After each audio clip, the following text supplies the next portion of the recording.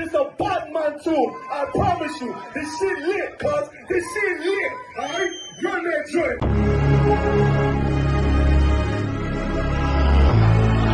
Niggas looking for the life. Me and my niggas prepared for the dog. Yeah. So we gon' get it on for the last days, nigga.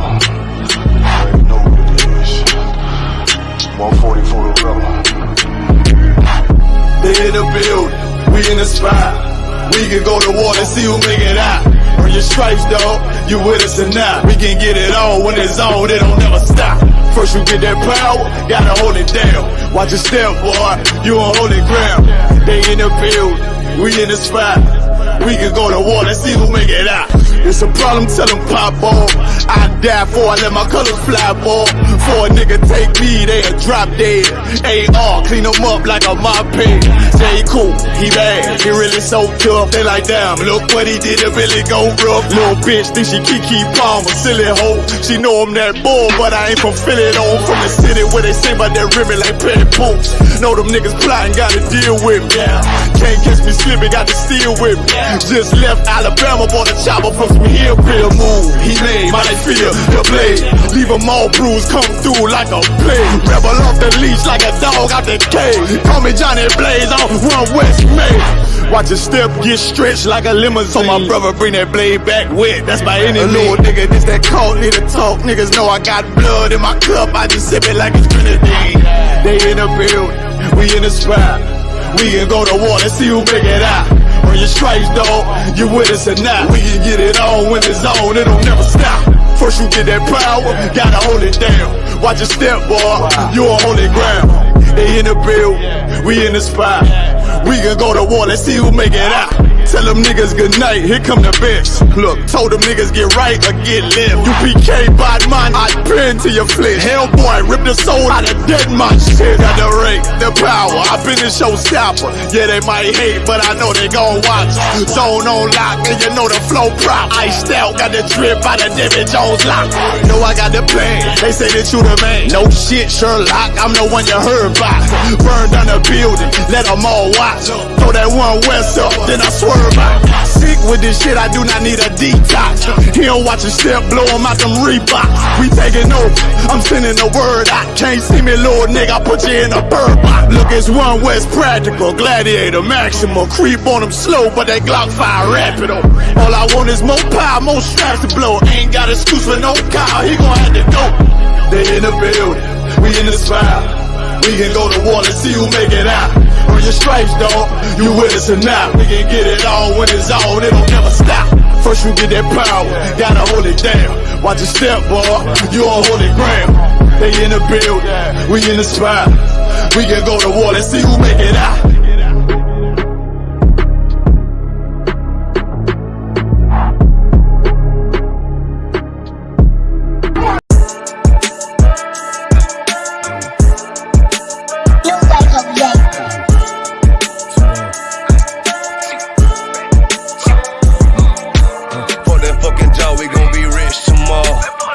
Fucking job, it ain't no more applying. Fuck that fucking job, boy, I'm sick and I'm tired. Fuck that fucking job, all that bitching and crying. And I'm saying, fuck that fucking job, nigga. Hey, fuck that fucking job, bitch. Fuck that fucking job, we gon' be rich tomorrow. Fuck that fucking job, it ain't no more applying. Fuck that fucking job, bitch, I done had enough. Fuck that fucking job, I'm watching everybody work. Fuck that fucking job, that little pay by the hour. Yeah, fuck that fucking job, my back hurting and I'm hungry. Yeah, fuck that fucking job, nigga, on sober. Yeah, caught between the two, get this money, go home. Yeah, all these people so, now these bitches, they messy. First day I came in, I bossed up on the bosses. And they promise nigga this, promise nigga that. Want my ass to work, then bring that paper back. Sean, where you been? I been taking the shit. Knowing damn well that I don't fucking sleep. Fuck that fucking job, we gon' be rich tomorrow. Fuck that fucking job, it ain't no more applying. Fuck that fucking job, boy, I'm sick and I'm tired. Fuck that fucking job, all that bitching and crying. And I'm saying, fuck that fucking job, nigga. Hey, fuck that fucking job, bitch. Fuck that fucking job, we gon' be rich tomorrow. Fuck that fucking job, it ain't no more applying. Fuck that fucking job, me and bro, we just posted. Look him in the eye, shake my head disappointed. We gotta visualize.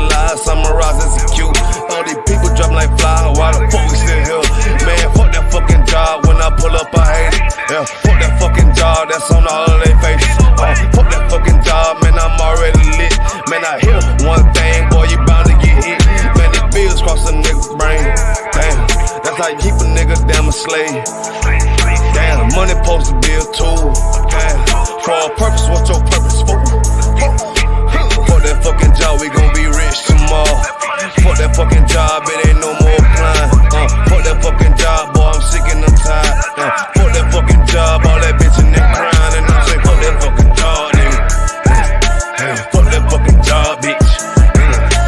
Fuck that fucking job, we gon' be rich tomorrow. Fuck that fucking job, it ain't no more applying. You know what I'm talking about? I'm sick of that shit. I know you sick of it too, man. Money supposed to be a tool, but what's your purpose though? It's supposed to benefit a purpose. Shout out Boom Man now.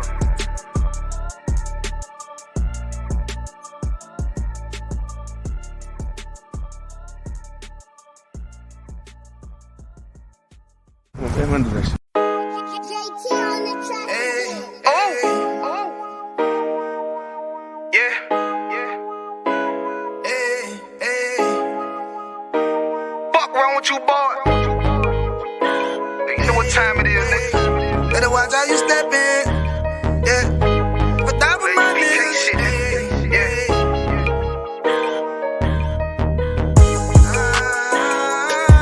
I'm in it, yo. Got my nigga Rewan with me. But that was my niggas, it'll be an honor. You know what I'm saying? Under commanding General Yahanna.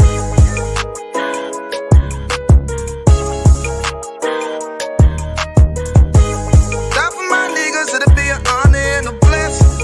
Look, hey, straight off the top, I love all of my niggas. That shit ain't gon' stop till we on top and we ballin', my nigga. We be fly as fuck, you know them bitches be stalking my niggas. That shit'll never change and it's the same with all my niggas. City to city, I should be at home. That's what my ribs say.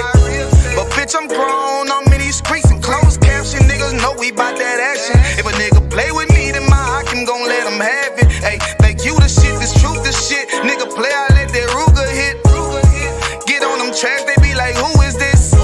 I'm rude with it, ain't got no manners. All them pussy niggas talking shit, yeah, I know they can't stand us, but we U.P.K, Louisiana, bitch, that's what I'm reppin'. And my niggas solid number, real ones in my section. If you wanna get down, put your boots on, start stepping. Brotherhood is a weapon. Brotherhood is a weapon. Better watch how you steppin', cause brotherhood is a weapon. If I die for my niggas, it'll be an honor and a blessing. Better watch how you steppin', cause brotherhood is a weapon. Brotherhood is a weapon. Better watch how you steppin', cause brotherhood is a weapon. If I die for my niggas, it'll be an honor and a blessing. Better watch how you steppin', cause brotherhood I lay my life down right now for all my sisters and brothers, because I love them. I see them dapping and hug them. It's amazing to see how well we adapt from the struggle.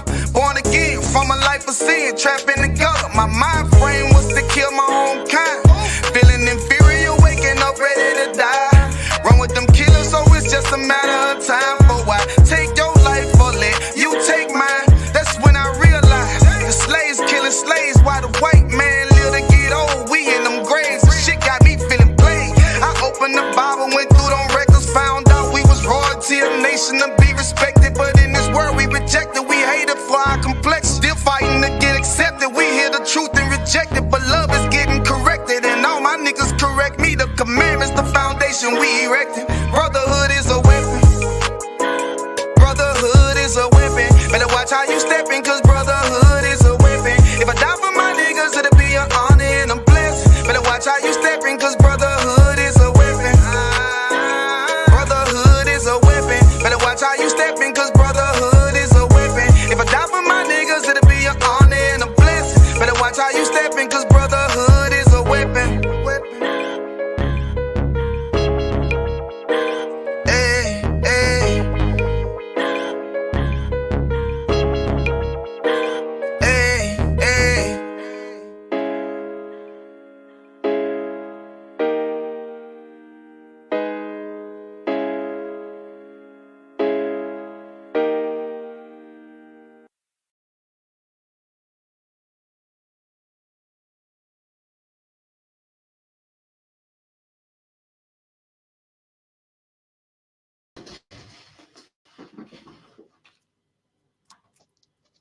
All right, Shalom, Lord in Christ, clap it up, clap it up, clap it up, clap it up. Let's captain of 10,000 Karafia from the UK in the I.S.U.P.K under commanding General Yahanna. I'm filling in for Captain Mashak till he gets here. So any questions in the meantime online in the class, make sure you type them in and we get them ready for Captain Mashak Mayam. All right, so Captain Mashak Mayam will be here. You know, I'm going to get the classes, get the topics, or get your topics ready, your classes, your questions all ready. And as soon as he comes in, we can fire them out. You know what I mean? So slack. So I got who I got here? Your forward to all the sisters and brothers in the class. You know, big up to everyone from Trinidad, Jamaica, the UK, America. Who else got like Grenada, France? Big up to Officer Alban in the class. Big up to we got Officer Mawasap in here as well. Big up all the sisters that cook the food as well. You know what I mean? Shalom. You know what I mean? Blessed to everybody, man. Let's get a few scriptures. 1 second.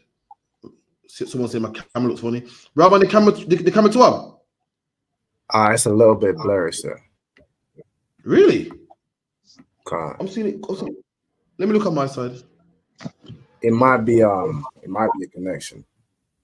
Everyone disconnect. If you're under Wi-Fi, disconnect. That could be the reason why. How am I looking now to up? It's still the same. I'm gonna give it a second. It might take a minute to bump up the resolution. No sweat. Rabbi, take over for me 5 minutes real quick. Come on. No sweat. Let me see. Take back the stream. I'll refresh it and see what happens. Another one, All right. No problem, of course, as I once said, you know what I'm saying, if anybody has any questions, make sure you put them in the chat, get them ready. You know what I'm saying? Captain Mashak Mayam will answer every single stream. Say again, sir? Okay, All right. Come on. All right. Let's see. See if I can grab a scripture real quick. All right, give me let me see.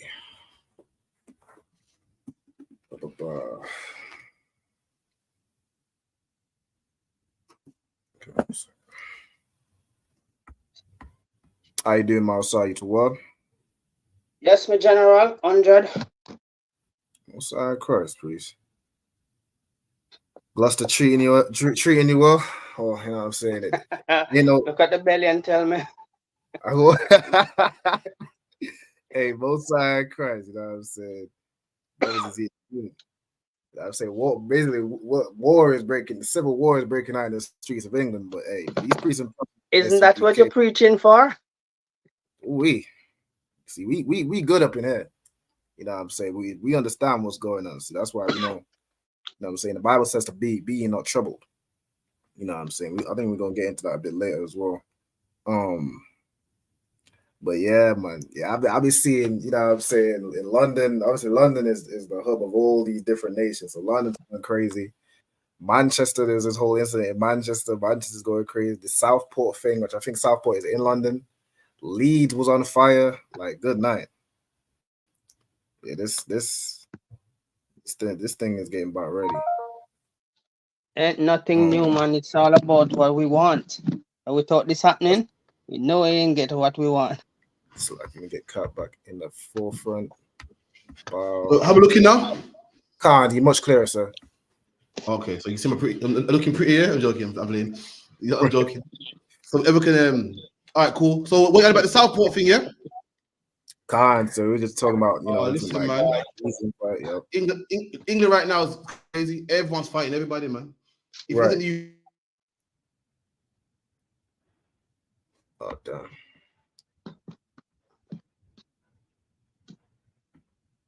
I think we lost Cup for a second. Stand by.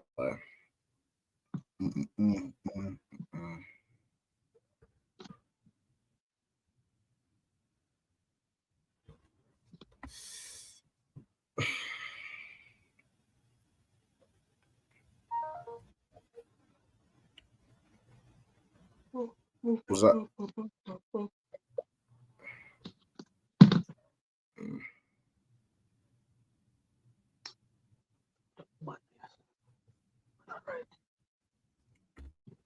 All right, well, you know what I'm saying? While Captain's getting back, let me see. Let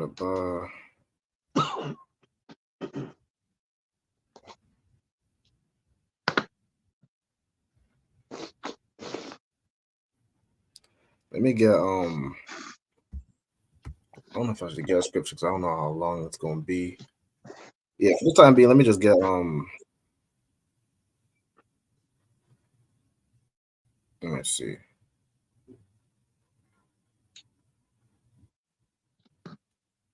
No, I don't want that one.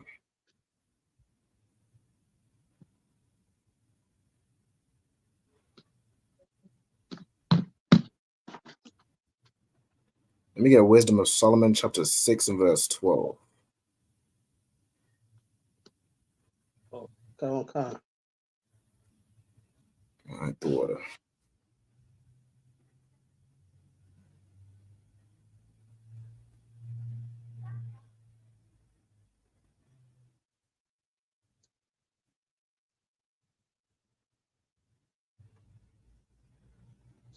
Solomon, can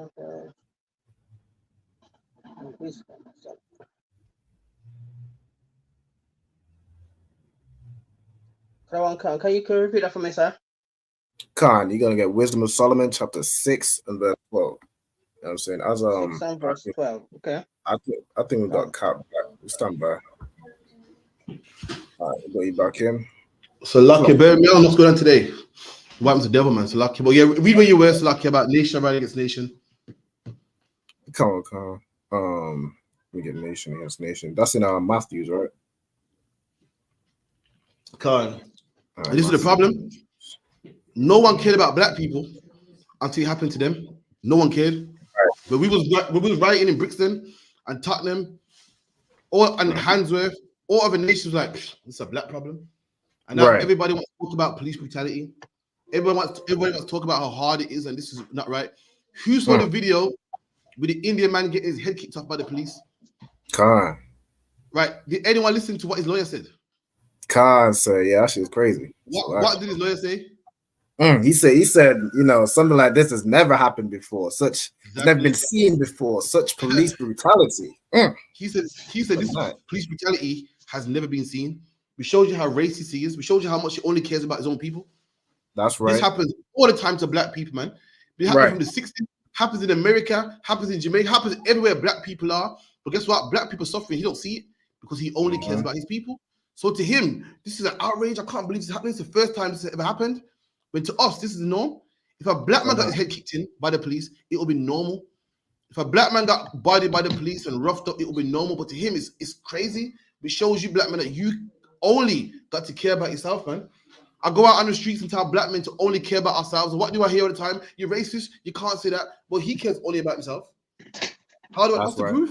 What's the proof? He saw a man get kicked by the police and he said, this is the first it's ever happened. This has been happening.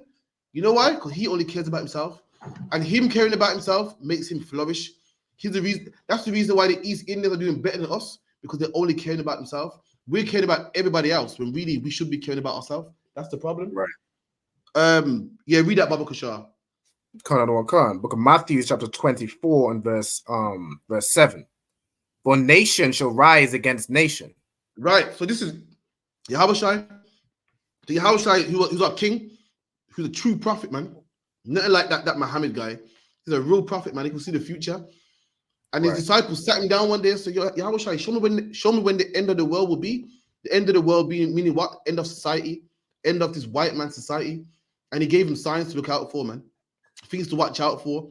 And one of the things he told him to watch out for was what? Nation shall rise against nation, man. Nationality against nationality. And that's what you're seeing today, man. That's what you're seeing today. The police want to harm black people. Ukraine versus Russia. Taiwan versus China. Palestine versus the so-called Jewish man. The white man versus the East Indian man down there in Southport, man. Christ said this would happen, black man. And what? These are signs, man. You know when you're driving and you're looking for the signs to Manchester. You're looking for the signs that will get you to Manchester. And black man, Hispanic man, we're looking for the signs that will get us to freedom, that will get us to salvation. As we're driving, we see, okay, Indian man versus white man. Okay, a bit close. Earthquake in diverse places. Okay, we're getting close. You know when you're driving and you see Manchester 5 miles, you're like, okay, I'm getting close. Yeah. Manchester 5 miles. All right. You know what I mean? Just 1 second, slack here. Come on, sir.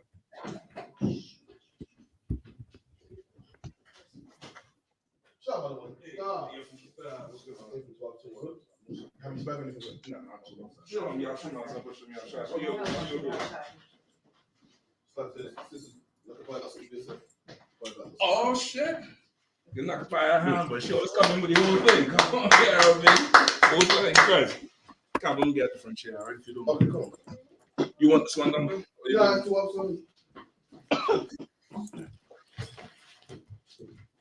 Hey, Shalom, say y'all about some Qatar. We will be henny tonight.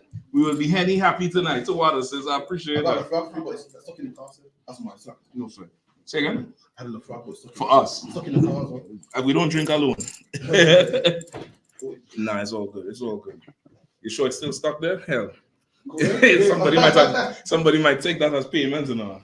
Who you have on tonight? So far, brothers are coming in still. We got Officer Alban from Manchester. Alban, what's up, man? You have some Shabbat Qatar. We also got Officer Where you at? Mawasa, what's going on now? You have some Qatar. Mawasa, you make it get a camera closer to you? Oh, now I see you. Now I see you. Okay. All right. So what we had? You had any questions? Come on, Councillor. No, sir. For me, so everyone's hearing about Vice Cartel's case. I need to know where we stand on this. Is it wrong? Because what I'm asking is, some men are saying, yo, he's a murderer, he needs to be in jail. It's not fair in most cases because he's a singer. I mean, same from the brother. So I'm like, okay, well, what's the proof? What's the proof he's a murderer though? Oh, Salah. What's the proof he's a murderer? All right, that's true. That's like saying, that's like being mad at OJ for getting off. A jury found OJ not guilty. That's true. Right. And that's just that. What I'm hearing is everyone saying, why do you want to free him? Why do you want to free him? Why does he sing? If somebody else, like, but at the same time, I'm thinking, he's a brother, so I want him free at the same time. So I'm kind of controlling in between. Okay, it shouldn't.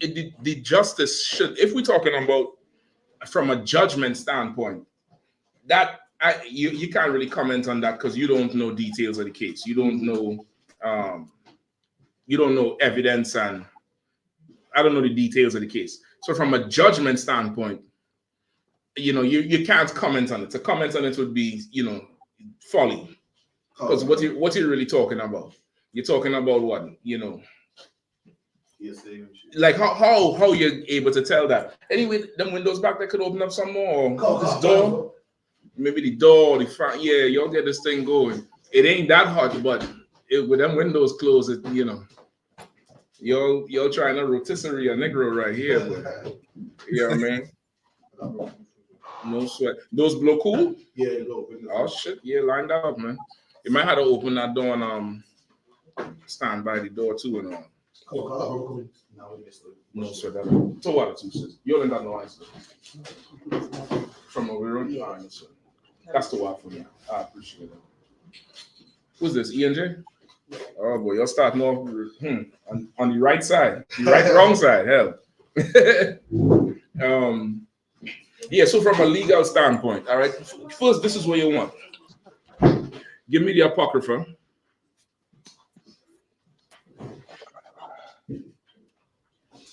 All right.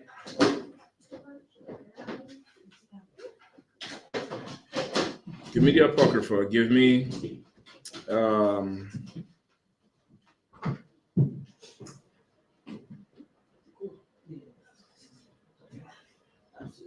hold on.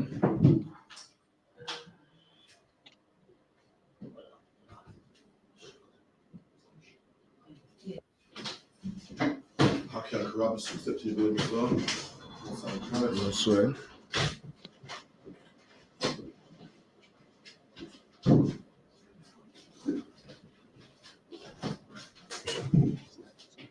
Oh, well, what's the wording? Hold on 1 second. Someone said, "Don't drink evil juice, my G." Listen, man. If Christ turned water into wine, I could turn the evil into good. You know what I mean? He gave me the power to turn evil into good. He said, "You will do more miracles than me."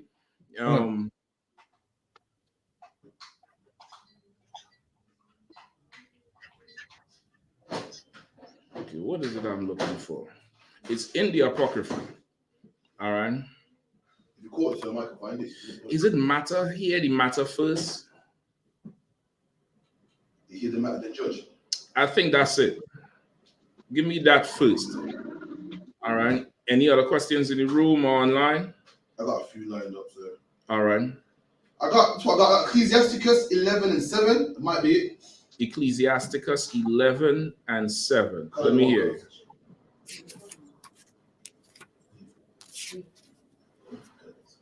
Whenever you're ready. And it reads, "Blame not before thou hast examined I'll take the truth." So like, Blame not before thou hast examined the truth. Understand first, then rebuke. Right. So that's if we're talking about from the point of view of judgment. According to judgment, you can't cast no blame unless you examine the truth first, right? Then you could rebuke. Understand first. I don't know what the hell going on with that case. I know it involves somebody named Lizard and somebody named Sean Storm, and the nigga was still making music. But as far as the case go, I haven't a clue, right? I know that he's accused of what? He's accused of murder or conspiracy to murder or something. What is it? Is it murder or conspiracy? Murder, but not himself. I'm not sure if he caused someone to do it. I'm not sure what it's called. That probably would be conspiracy or first degree. Even it depends on the laws in Jamaica. I don't know how the laws in Jamaica is. If it's like UK laws, I can't say. I don't know exactly what they charged him with. I can't say that part. You get the point? But if he was tried and the judgment of the court is the judgment of the court, then that's what that is. You get the point? So from that standpoint, if it's a matter of according to right judgment, unless you telling me somebody could come and prove now and say, well, this and the court had this evidence, that evidence, and they denied it and they got rid of it in order to free this fool, then who the hell knows? I don't know that. I can't say he guilty. I don't know nothing going on with the case. If I was to say he guilty, I would be no different than white people who were saying OJ guilty. He shouldn't, he should get the death penalty. When a jury of 12 found OJ not guilty, or they're not guilty, and he got acquitted. Some devil on death row, it's on record, admitted to killing the blonde hair girl and the blue-eyed boy. Some devil in prison admitted to another prisoner. They have the statement that he did it. Some oppressors now will think OJ should still be in jail. I can't, how you weigh in that? But you got to do what the scripture says. So read it one more time. Oh, God. Ecclesiasticus 11 and 7. Blame not before thou hast examined the truth. Right. Blame not before thou hast examined the truth. Go ahead. Understand first. Right. Understand it first. You're going to have to go through and understand what the hell going on and what happened and what did not happen. Go ahead. And then rebuke. And then you could rebuke. Then you could say it's wrong or it's right, or he's wrong or he's right, or anything else. Go ahead. Go ahead, keep going. Verse 8. Verse 8. Verse 8. Answer not before thou hast heard the cause. So again, again, you can't answer because did you hear the cause? You ain't hear the cause. I don't know if anybody was following the case. Was anybody following the case? I'm following it, but even then, I'm not authorized to judge on it. I mean, I don't know what the hell happened. I don't even know if he was acquitted or if the case was dismissed or if it was a mistrial. All those terms mean different things. I think acquittal means they found you innocent or found you not guilty. You don't have enough proof to say you're guilty.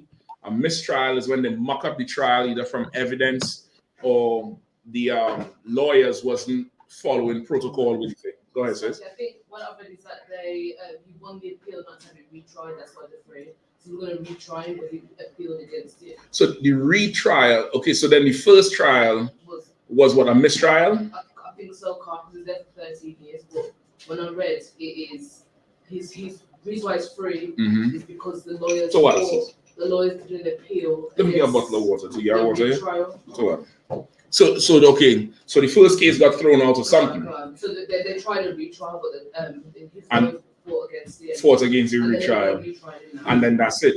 So then that's it. You know what I mean? Like twice they didn't succeed. What's you gonna do? You get the point? So what? What we at? Read verse 8 again, please. Verse 8. Answer not before thou hast heard the cause. Neither interrupt men in the midst of their talk. Right, of course, that's teaching you what? Class and decorum, behavior. Benjamin will call that what? Brought up see, right? You know what that word? You ain't had no brought up see. You get, you know what I mean? Mute your mics too if you're all talking in the back, all right? Let's just, leave them, just mute the mic.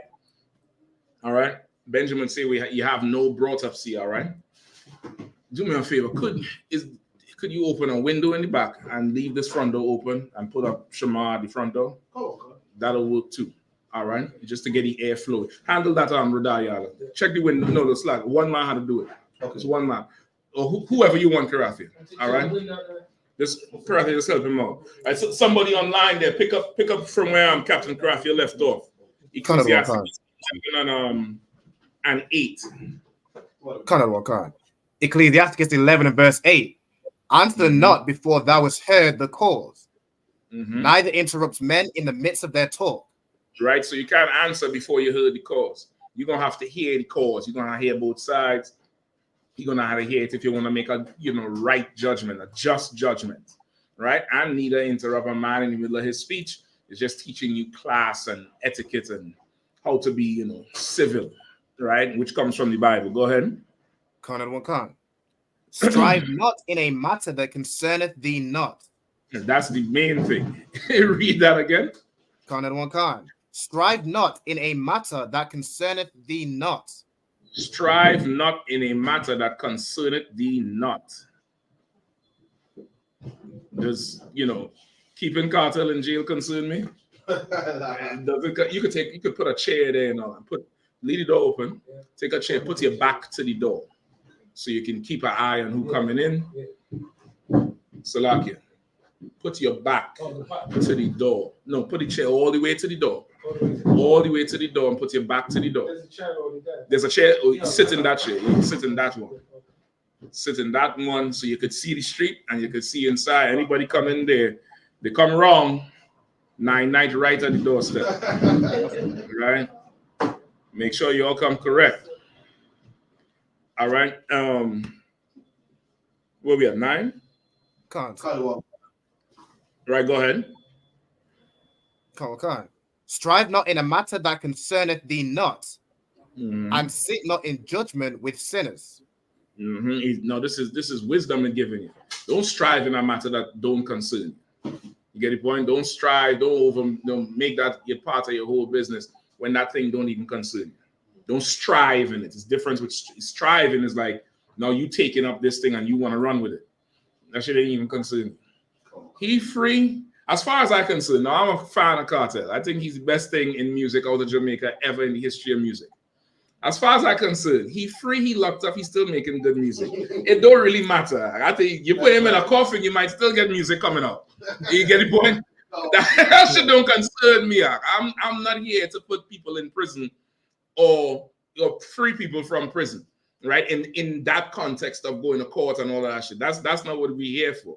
What we're here for is to raise the 12 tribes of Israel up. That's right. Right?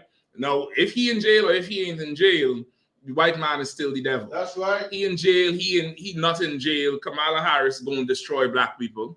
He in jail, he not in jail. That don't mean nothing to the Pakistani who get his nose kicked in Manchester. Even though they'll try to listen to Vibes Cartel and be like Vibes Cartel, that don't mean nothing to them. That don't mean nothing to them dumb broads who went and pour oil all over Heathrow. I don't understand how nobody ain't kicking them in the head. You go into a whole international airport like Heathrow. Heathrow is not you know, no disrespect, but it's not Birmingham Airport. It's not Luton Airport. That's a major airport. That's like JFK or, you know, any one of them major international hubs. You get in there and you spraying oil all over the place and nobody can kick you in your head. Like that, they don't give a damn about Vybz Kartel or not. You get the point? So now he free, he get free. Good for him. I'm sure he suffered horribly in there. He looked like he's rough. He looked like he got all the diseases that plague black people. Hypertension, cancer, diabetes. He looked rough. He gonna need to get some treatment. But as you know, to have an official stance on it, it's trivial for what matters in the grand scheme of things. For right now, it matters. For right now, it matters because everybody wants to see him free, want to see him perform, want to see him, you know, do whatever. What really matters is the future of black people. That's right. You get the point? That's what really matters. You get the point? Now, look like Buju Banton. Buju Banton came free. What do we say now? He was found guilty. Ain't nobody chastising Buju for nothing. So what sort of judgment you really want to have? Right? The judgment you should have is the judgment according to the Lord. Give me John 7 and 45. All right. Give me John 7 and 45.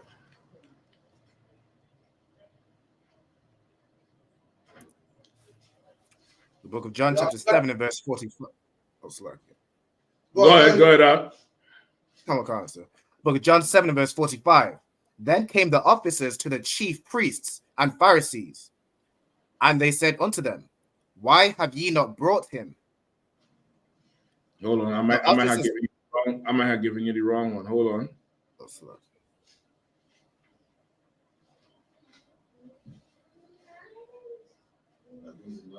It feel cooler? Most are in Christ, man. Listen, the E and J working, man.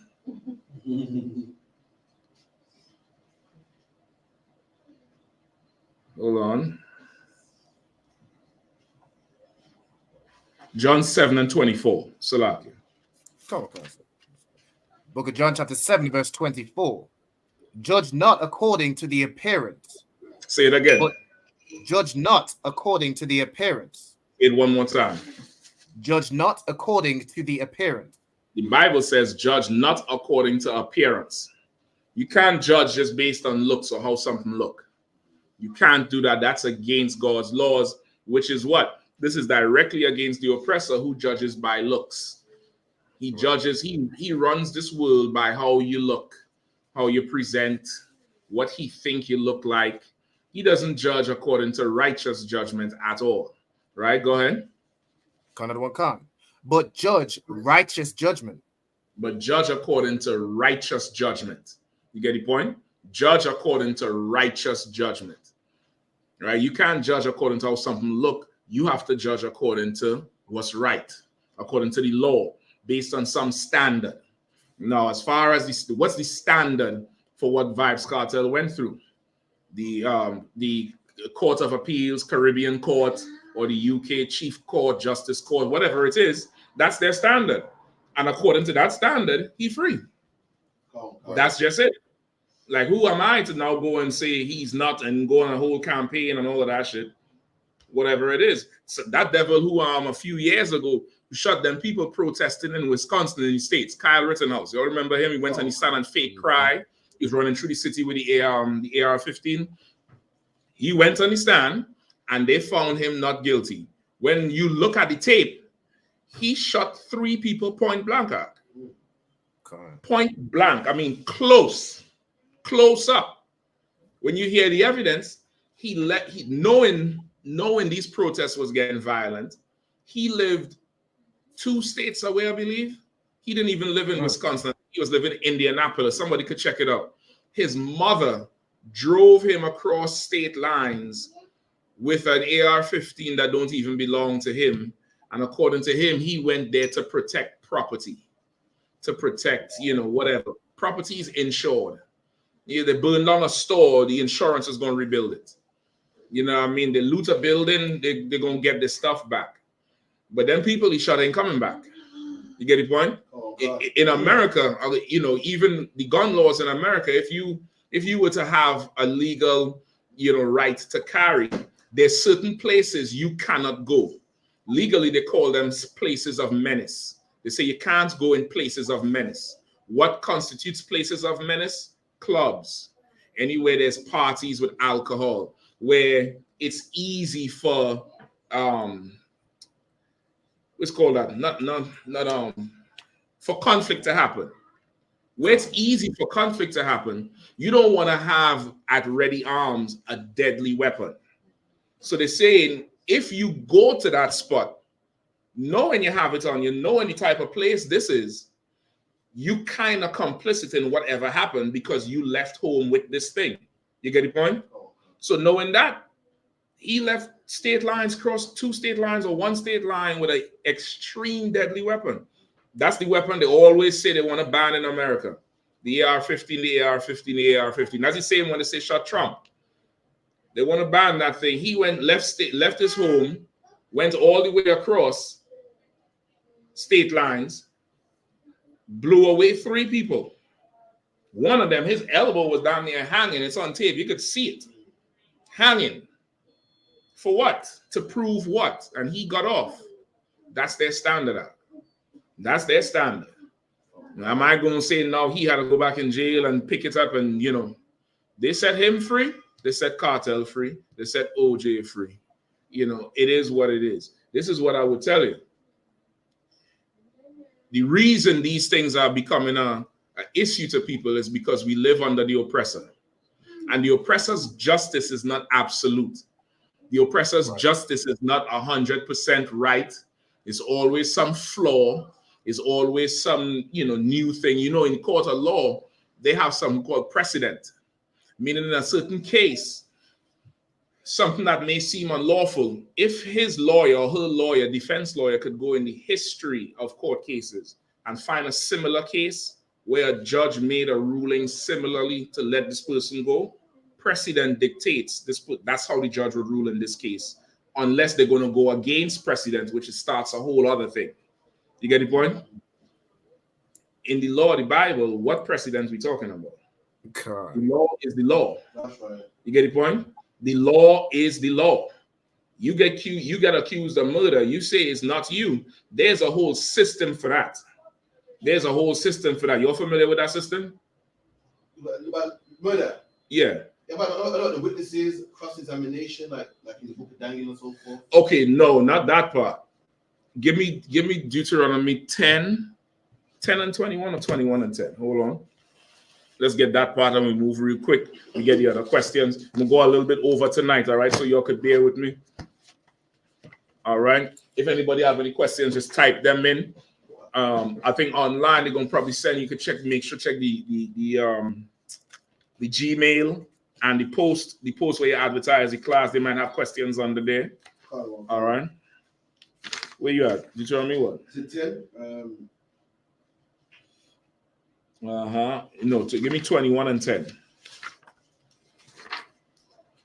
Or whatever I don't get to this week, I'll probably get to it next week. You all know, of course, tonight, General Hyman is doing scripture breakdown live from Detroit. Y'all get that a hand, give him a hand. All right, Midwest Fire Weekend, hosted by Captain of 13,000, Mao Quad, 13 Shield Commanding General Yahanna going to be having a monster lecture tomorrow night, 7 p.m. Eastern, which is about midnight UK time. Just about midnight UK time. If you want to, you can have this one or not. I could grab another one from the back. You know.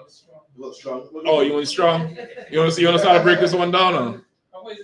Oh, you want the irk or you want the happy? I'm not forced. You're not partial, whichever one. No, I feel you. Yeah, I mean. The general gonna have that lecture on demons tomorrow night. What are demons?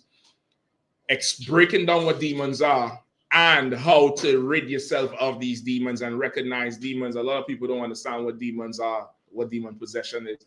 A lot of people don't realize you've had demons your whole life. You've been talking to demons your whole life. Demons been making decisions for you your whole life. You're tuning in tomorrow night. It's a pay-per-view event, 20 US, nothing much. 20 US. You could go to that Eventbrite, go to ISUPK Detroit on Facebook. You're going to get the link. We're going to post it up on the UK pages. Contact anybody anywhere for the link. We're going to track it down and send it to you, $20.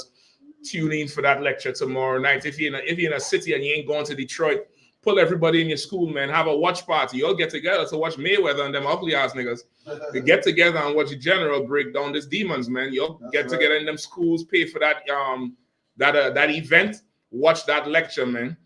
Saturday, I believe they're doing a tour in Detroit of the African American Museum. I heard they reconstructed a slave ship according to the historical records. And they say it's rough. They say people be leaving the museum angry and depressed and wanting to do all kind of nonsense. You know what I mean? It's just rough in there. And, you know, Sunday, of course, is the barbecue. Oh, Saturday night, Captain Akkad. You all know Akkad come down and tear down Leicester last time. Give him a hand.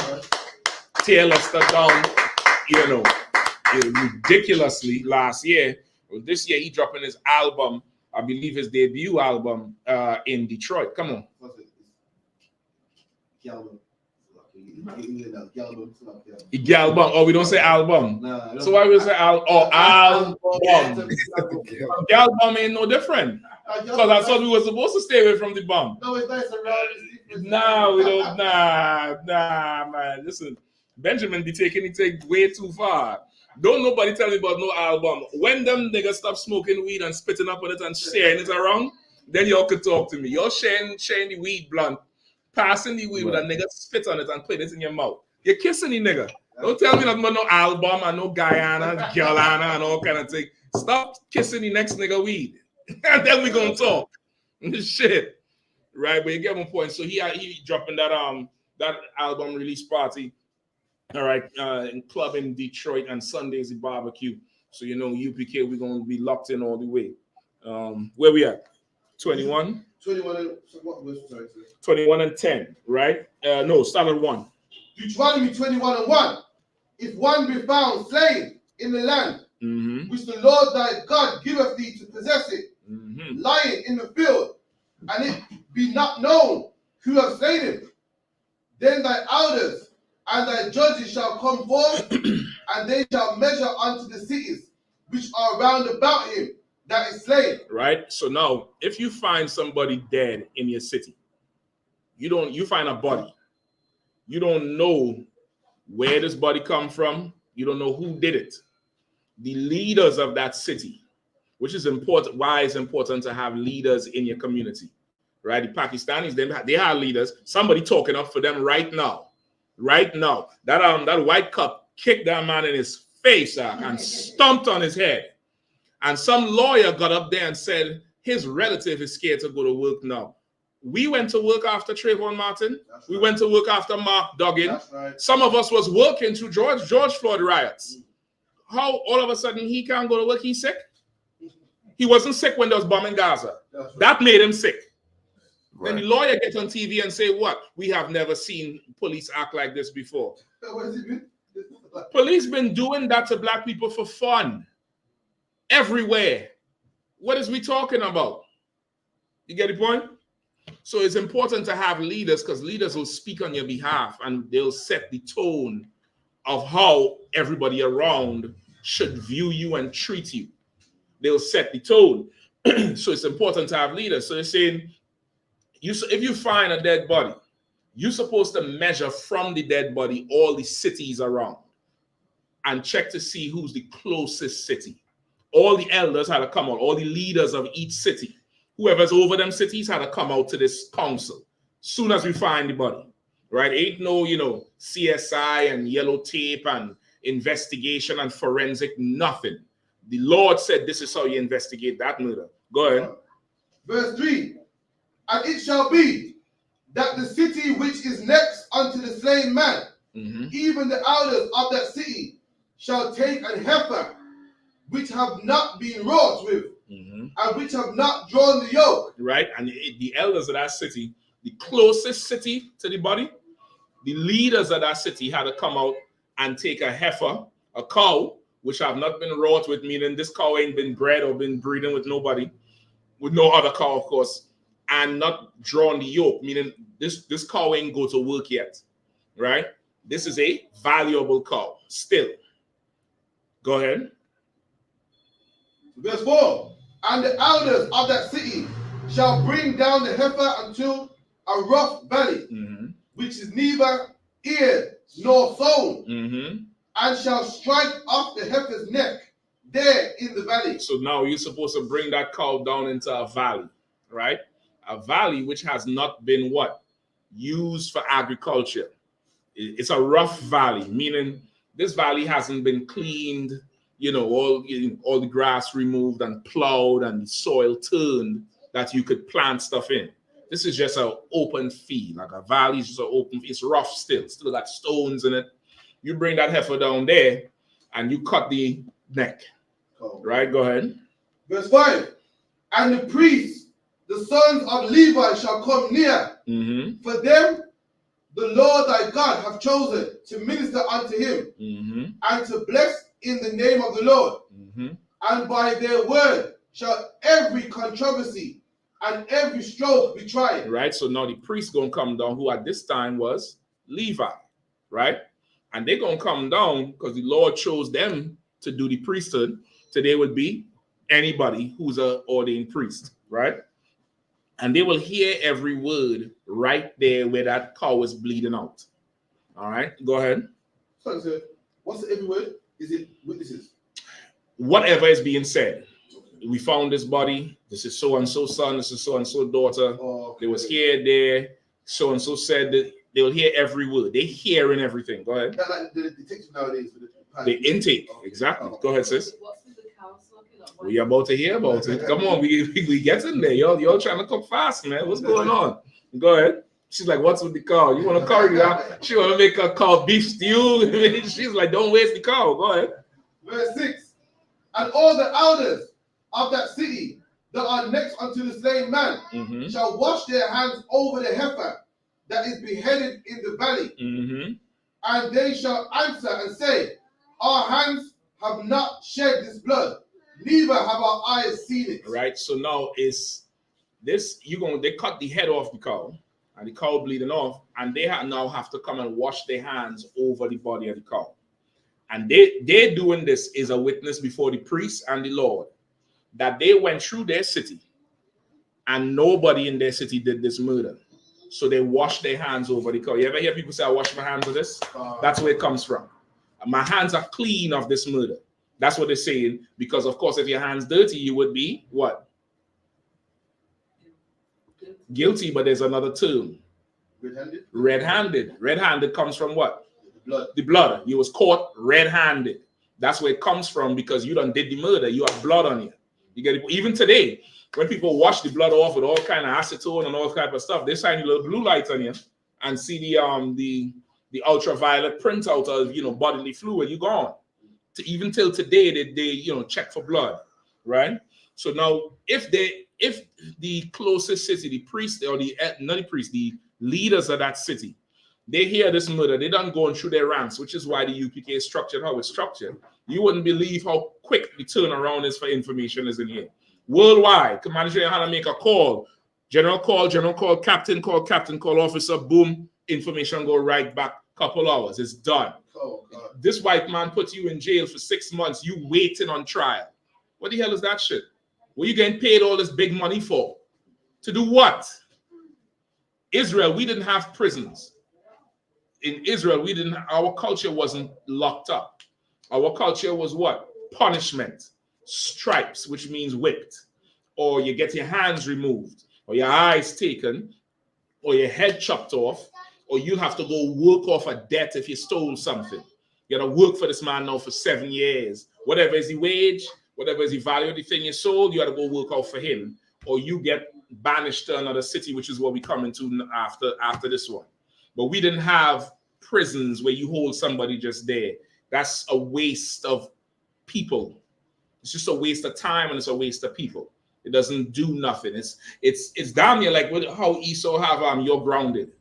You remember how when you all was young and you all see them white sitcoms, who you talking to? Go to your room. You're grounded. And you looking at your brother and sister like grounded. I wish we could get that shit. You remember this nut on my head here from getting beat with his chair?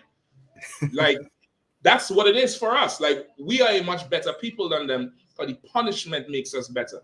You get the point? Now, I'm not saying you abusing your children is good. That's not what I'm saying. But spare the rod and spoil the child is way better than you're grounded. You're grounded is not doing that. I guarantee you that Rwandan who went in that school in London and did that heinous crime, I guarantee you he ain't never get his tail torn out the frame. You get the point? You notice no matter where we are, we don't do the things they do. You will never see an Israelite take up a knife and go run ragged and stab other people's children and kill them. You'll never see an Israelite steal a truck and plow through a whole herd of people like what happened in France, I think 2017, in London Bridge. You never see an Israelite go and get a meat cleaver and cut and hack somebody chest open and cut their heart out. You will never see us doing that. That's right. We're just a better people. You understand? So that's the system of how things would happen. Keep going. Verse 8. Be merciful, O Lord, unto thy people Israel, whom thou hast redeemed, and lay not innocent blood unto thy people of Israel's charge, and the blood shall be forgiven them. So hold on, Salaki. Read from verse 7 again and come all the way down. Verse 7. And they shall answer and say, our hands have not shed this blood, neither have our eyes seen it. Right? They shall, as they washing their hands over it, our hands did not shed this blood. Ain't nobody in my city responsible for it. I noticed what the leader said. What did the leader say? Our hands. Which means whatever is done in that city affects everybody. You understand? That's the importance of having structure. Our people today don't have no structure. So ain't no leader coming out and taking responsibility for nothing. Nobody. All them preachers and reverends who Puff Diddy was paying money to, any one of them came out and say, you know what, this is my fault. I saw he was a deviant. I should have checked it. Nobody ain't saying nothing like that. Go ahead. Just on the back of that, what's his name again? Boris Johnson. He didn't say, you know what, I effed up. I had man having a party during COVID. It was them. I didn't know this. I did this. This was, I didn't know this. It slipped me somehow. It's passing the buck. But he should have said, you know what? This is my fault. Even with full force, yeah, I'm in charge. And that's part of being in charge. Part of being in charge is when somebody under you does something stupid, brother, you had to stand in front of it. You had to stand. And when I say stand in front of it, meaning it's you. If there's blame coming to you, you had to take that shit. Because this is somebody in your care, in your charge. Like, imagine your child going next door and burn down the neighbor house. What are you going to do? It's not me, it's my child. You know how stupid that sounds? Oh, God. This is your fault. And you're going to rebuild this house. You're going to pay these people for their house, even if it's for the rest of your life, because it's your fault. That's the importance of leadership. You get the point? He said, we have washed our hands of this. He said, our hands have not shed this blood, neither have our eyes seen it. Nobody ain't know nothing about this in this city. And then they move on to the other cities around. Keep going. Verse 8. Be merciful, O Lord, unto thy people Israel, whom thou hast redeemed, and lay not innocent blood unto thy people of Israel's charge. And the blood shall be forgiven them. Right. And they're going to say a prayer to the Lord to be merciful unto them. And don't lay innocent blood out. Meaning the Lord is going to take vengeance for the murder. And they're begging that the Lord doesn't take vengeance on their city because they did not do it. Who would know if they're lying? The Lord. Yeah. That's the point of it. The point is this has to be done in public, or when I say in public, not of course in front of all the cities, but the priests and all the leaders. That's public because those are the ones who's witnessing it. So now if you say this thing, you didn't do it, and you didn't do it, and somebody lies, and then something happens, some plague happened over there and kill everybody, everybody will know that nigga lied. And that's why that's happening. Everybody would know it. Right? Go ahead. God, verse 9. So shalt thou put away the guilt of innocent blood from among you, when thou shalt do which is right in the sight of the Lord. So now you're going to do right in what's in the sight of the Lord by doing this. You go through this process, that's how it's done. Keep going. verse 10. When thou goest forth to war against thine enemy, and the Lord thy God hath... So now, let me ask you this. Why is it that thou goest forth to war before thy enemies? Oh, come on. You got some wicked Negroes that's committing murder, so you got to take care of them. And the leaders is not charging them. Rather, yeah, you want to stand out there and just keep an eye, all right? Go, say it again. In the context, so you got a man that's been killed. Leaders are corrupt. They knew nothing about it. So you got to take care of them. So that's our law. Our law is a murder happened. You from Birmingham? What's right or wrong here? Birmingham, Nottingham, Leicester. No, neighboring cities: Birmingham, Coventry, Wolverhampton. Birmingham, Coventry, New Hampton. Let's go Nottingham, Leicester, 5. Wolverhampton, right? 5 cities, right? Let's say a body is found. You go around the city.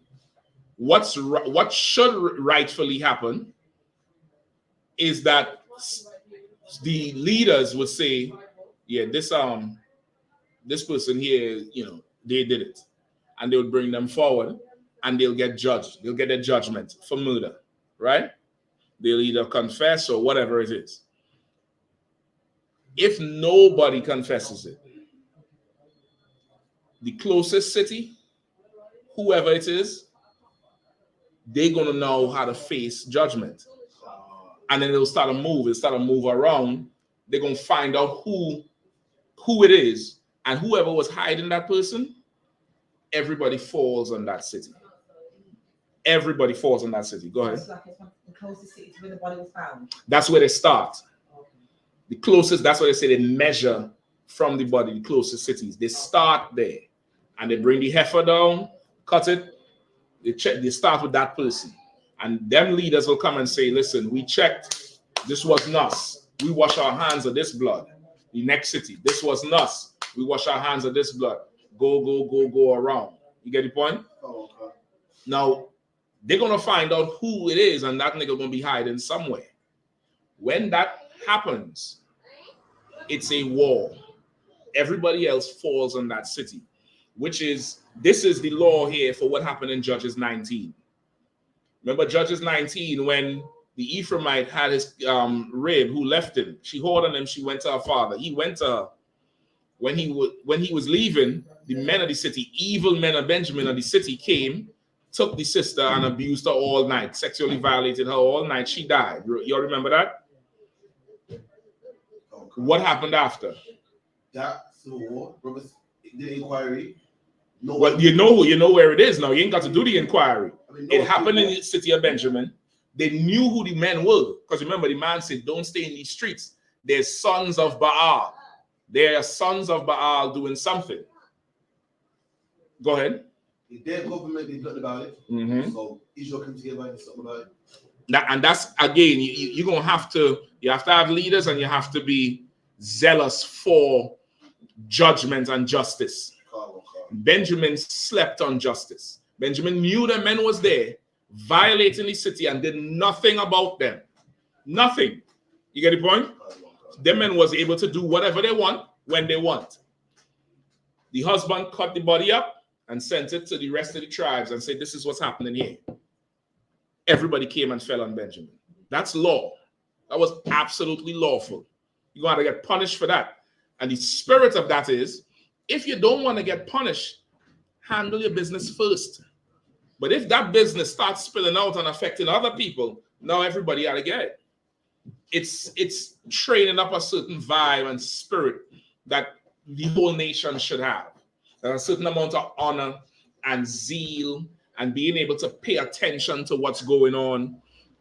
You're going to have that if you're going to be over a city. And if you can't have that, and you're slacking leading, you're slacking keeping observation, you're slacking being accountable, and you're slacking accepting responsibility, you're going to have to face punishment. You're going to have to face it, and your whole city could face it. You get the point? So this is where the whole thing comes from. From here on out, it goes down to tell you, this is the law of the concubine, where if you go into war against your own people, the concubine here is talking about a woman of your own people who, because her people sinned, her tribe sinned, they get fell on, and she has to now go into servitude. Get the point? Not slavery like the oppressor's slavery, but she'll be a second-class citizen in another tribe. And if you don't want that to happen to your daughter, what would you do? You would tighten to hell up. You would tighten to hell up. And when something happened, you would step forward and face it, because it doesn't just stop with you. There's other people that could get hurt. There's other people that the Lord will hurt. You understand? The Lord ain't Caesar Borgia. You know, the Lord he's a black man. You know what I mean? That's who he is. And he gonna hurt you. He gonna hurt you, and he gonna make an example out of you so this thing doesn't happen again. He's gonna kill two birds with one stone. He's gonna hurt you for punishment, and he's gonna make such a horrible example out of you. Nobody ever again is gonna want to do it. And he did it to the tribe of Benjamin, which is why Benjamin is so staunch against LGBTQ lifestyle today. Which is why you say no album, girl bum. That's spiritual. That there is spiritual. You want to make sure nothing never creepy. You know what I mean? Nothing can creep in here. Album. No Guyana is Guyana. What's the other thing to say? You got the algorithm, no algorithm. What do they say? Man to my side, not to my back. No man can have me back. You gotta have my side. So many other things they be saying. I can't remember all of them right now. There's so many other things they be saying. You get the point? But it's all in an effort to not go back down that road, because it's in your spirit that you learn from the punishment. Punishment is very, very good. Very, very good. We're going to go into some punishment tonight with the UK. You get the point? So you understand that. So now with Vibes Cartel, without something like this, which is the Lord's judgment, man's judgment is, is whatever. There's many innocent men in jail. There's many guilty men free. Does it really matter if Vibes Cartel is locked up or not in the grand scheme of things? Not really. In my opinion, brother, the niggas making fire music in jail and out of jail. Do whatever you want. You can't stop him. He gonna sing. He gonna do that part. You get the point? So that's the take I would go on it. It really doesn't matter. It's an argument like LeBron and Michael Jordan. It's opinion and matters and whatever else. You get the point? Here's what it is. Go ahead. Brother online says, thank you for taking questions. Is what's happening in Great Britain now the wrath of God and his punishment? Not now. So what? I'll take it after. But you can pass it on to your brother. Read the question one more time. So do I take questions? Who's asking questions? Their name is version 73 6HA. Right. Version 73. That's a postcode? Nah. Version 73. Just type in what city you're in, what location you're in, just so I know where you are, right? Once again, listen, man, I already said this before. I'm going to say it again. I Commanding General Yahanna taught me, brother, or the generals taught me, brother. Everywhere I go, I come to steal black people back from the white man. That's right. I'm on a serious mission to fill every school, everywhere, every corner with blacks, Hispanics, and Native Indians that would cry aloud and beg the Lord to burn this kingdom down. So I want to know where you are, where you're asking your question from, brother, so I could come teach a class down there and raise up 25 more brothers like you with their 25 families and children. You understand? So put in where you typing in from. All right, we see. Oh God, he said, "Is what is happening in Great Britain now the wrath of God and his punishment?" Thank you. All right, and now, okay, just clarify for me what you mean. What's happening in Great Britain? A lot is happening, to be honest with you. There's definitely a lot that's happening. Clarify for me what you mean by that. All right. London in the business where? North, south, east, west? Let me know where. From north. Up North London. What's North London? Tottenham area. All right, North London. North London, I'm assuming you're a brother or you're a devil. You gotta say which one of them. The N13 to be precise. Say again? N13. I know what that was. That's the postcode? Right, M13 to be precise. I feel, listen, is you're Israelite or you're a heathen? State the registry too. I'm gonna open this nice bottle of Happy right here. If you all want some, you'll see.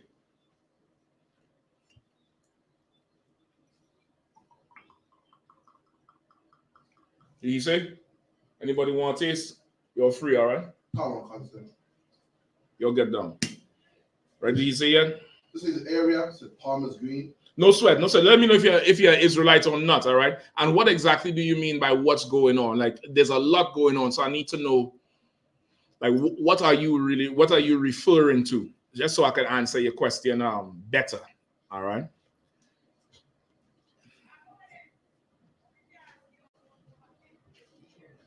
If not, if you're waiting on him, let me know about any other question, all right? So I can get some more ice. You can fill it up with ice too, all right? So what? While waiting him, sir, that question says, are Edomites expected to marry other Edomites? Or can they marry other nations?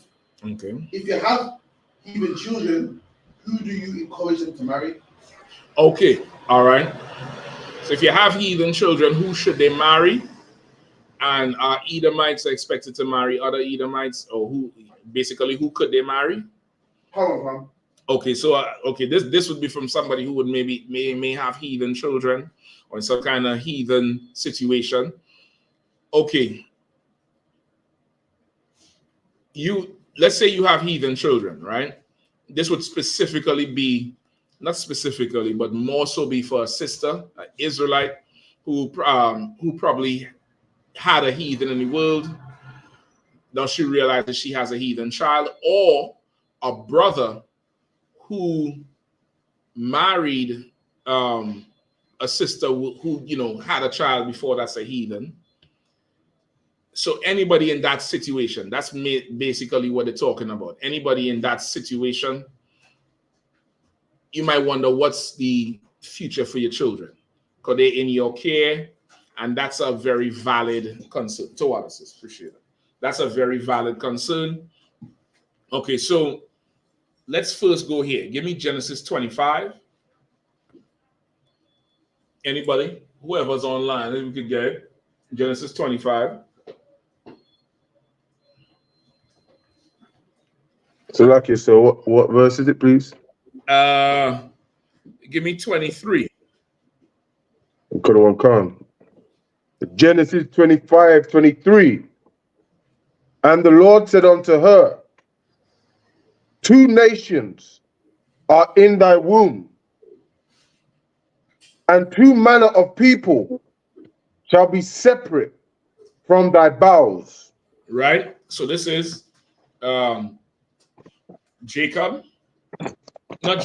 Isaac and Rebecca, right? This is Isaac and Rebecca. Rebecca is pregnant with twins, Jacob and Esau. Rebecca is having pains, not labor pains, but pains in the pregnancy because there's 2 babies in there. A woman damn near past, 28, 30 weeks, that stomach is rougher because that baby's starting to stretch out in there, damn near standing up, damn near doing jumping jacks in your stomach. Imagine 2 niggas. Imagine 2 niggas. You saw that video with Uncle Drive, everybody laughing at the little boy. Drive, Uncle Drive. Now imagine that going on in the womb. There's a fight in there. You see how he was in the back of the car just going left, right. Imagine there's 2 niggas in her womb and they're fighting her. It's rough. It's a rough thing. So she's asking, what the hell is going on? Keep going, Hakeem. And the one people shall be stronger than the other people. Mm-hmm.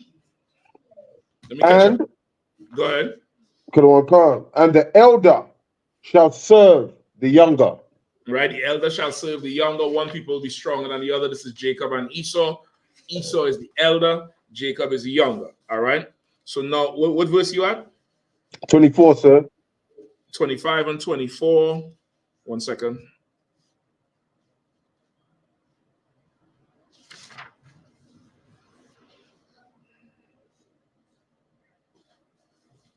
Keep reading. And when her days to be delivered were fulfilled, right, behold, there were twins in her womb. Mm-hmm. And the first came out red, all over like a hairy garment. The first came out red, all over like a hairy garment. That was the firstborn of the twins. He came out red, all over like a hairy garment, meaning he didn't have the skin or the complexion as everybody else did. All right, calm down. Out, red, where you could see the blood forth through the skin, and hairy all over. Right? Go ahead. Kadwan Khan. And they called his name Esau. Go ahead. Kadwan Khan. And after that he came his brother out, and his hand took hold of Esau's heel, and his name was called Jacob. Mm-hmm. And Isaac was 70 years old when she bare them. Right? Isaac was 60, that's 70 scores 20. And it say, Jacob came out holding Esau's heel. Notice they didn't describe Jacob, because Jacob came out like everybody else. Esau's the one who came out different, right? Red, his name Esau means wasted away, meaning like pale, like somebody, like you see a dead body, even a dark person.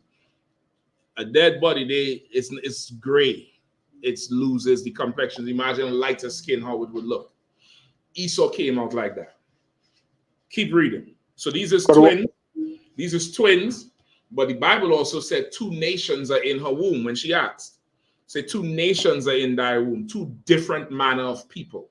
2 races. That's what a nation is. So even though they were born the same time, the Lord intended that these 2 would be the father of 2 separate races. Right.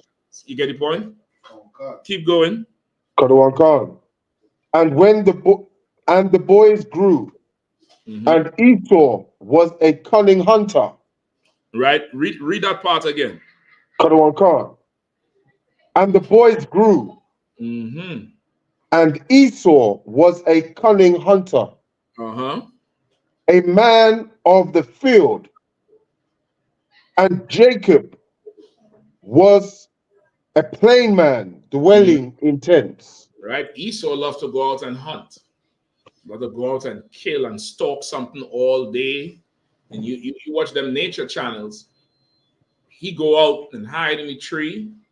He get the camouflage. Like brothers wear the camouflage, the army camouflage. The fatigue. He get the camouflage that look like the bush.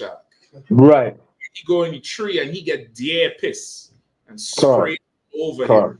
And buck piss. So he smells like piss. So he could hunt this animal. And sometimes they show you where he got the piss on him and he's in the tree and the bear climb all the way up right there to him and the bear don't see him. And they make a move and then there's a young bear and the bear fall out the tree. Right? That's Esau. Jacob ain't doing that shit. And then the video I saw recently, some devil pull his car beside the road and come out with little honey bun biscuits like cinnamon rolls and feeding a bear. Oh, it was perfect. He threw it for the damn bear. The bear ate it and put his head down and walking up to him, but glancing all the time. And as he reached up close to him, jumped on him. Jumped on him. Like that's Esau. He will play with an animal like that. He'll do that. That's him.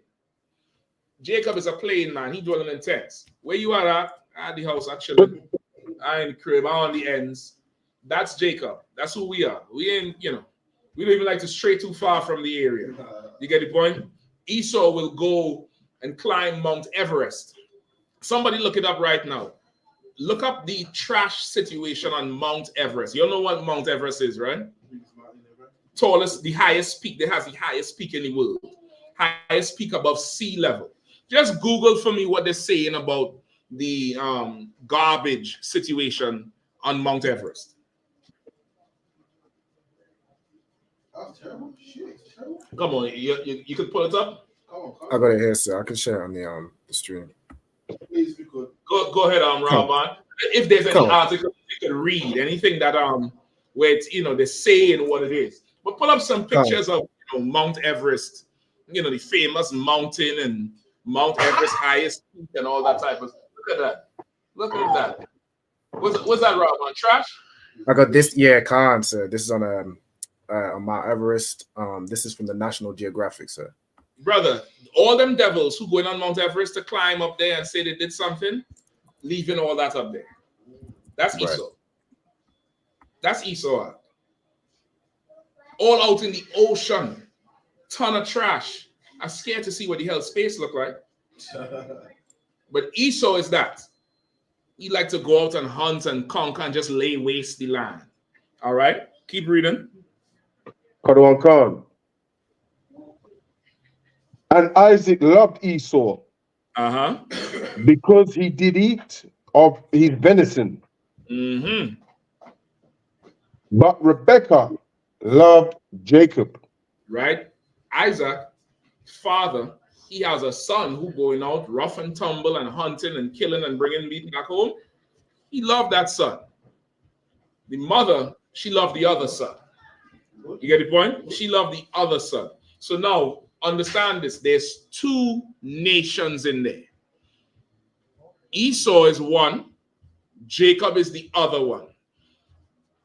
Esau is, cunning hunter, go out and kill and stalk everything. Jacob, cool, laid back. He chilling here around the ends. It's two different manner of people. But this is the key. Give me verse 27 again, please, Hakaya. Kadawan Khan says. Genesis 25, verse 27. And the boys grew. And what? And the boys grew. And what? And the boys grew. And the boys grew. What does that mean? They grew up together. Okay. I need some more. I need a little bit more. Go ahead, sis. They became men, but how do they become men? How do they grow to maturity over the period of time. They grow to maturity over a period of time to become men. Okay, you're telling me what happens. You're not describing me how it happened. So even though Rebecca knew that this child wasn't like over time they become mature and skilled in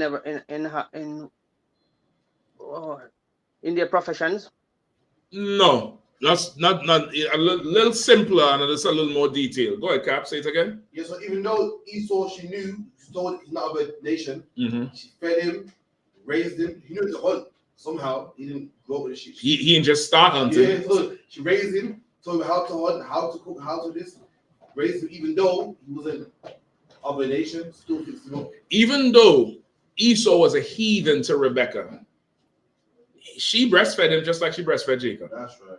Cooked him breakfast like she cooked Jacob breakfast, washed his clothes, wiped his behind, sent him off, taught him so that he grew. And he became skillful. To go hunt, you got to be a little bit strong and all. You got to be physically fit. You got to be able to go long distances without eating. You got to be patient. You get the point? It takes a certain skill to do it. And he would have gotten that skill because he was raised. He was raised up. He had parents. You get the point? So that's one thing you take away. You might be in a situation you have a heathen child. You have to raise that child. You got to raise that child and love that child because that's your child. You loving that child is not you loving the nation. You get the point? And you loving the child is obeying God's law. And love is not an emotional attachment. And that doesn't be emotionally unavailable for that child. You get the point? You raise the child like you would raise any other child. That's right. You're right. This is what I could break it down to you the way I understand, or I'm able to understand certain things. When you come into the truth, you have to stop being human. And I want to explain the context of stop being human. I'm not saying lose your humanity. You see, like people in the world, they get angry and somebody beat up somebody. You hear it all the time. You hear that whole Rihanna and Chris Brown. They get angry, right? And angry with each other. She hit him, he hit her back, they start fighting. That's people in the world. And they say, well, that's human. Somebody hit somebody, said something, whatever. When you come in the truth, you have to be more professional than human. You have to be a professional husband.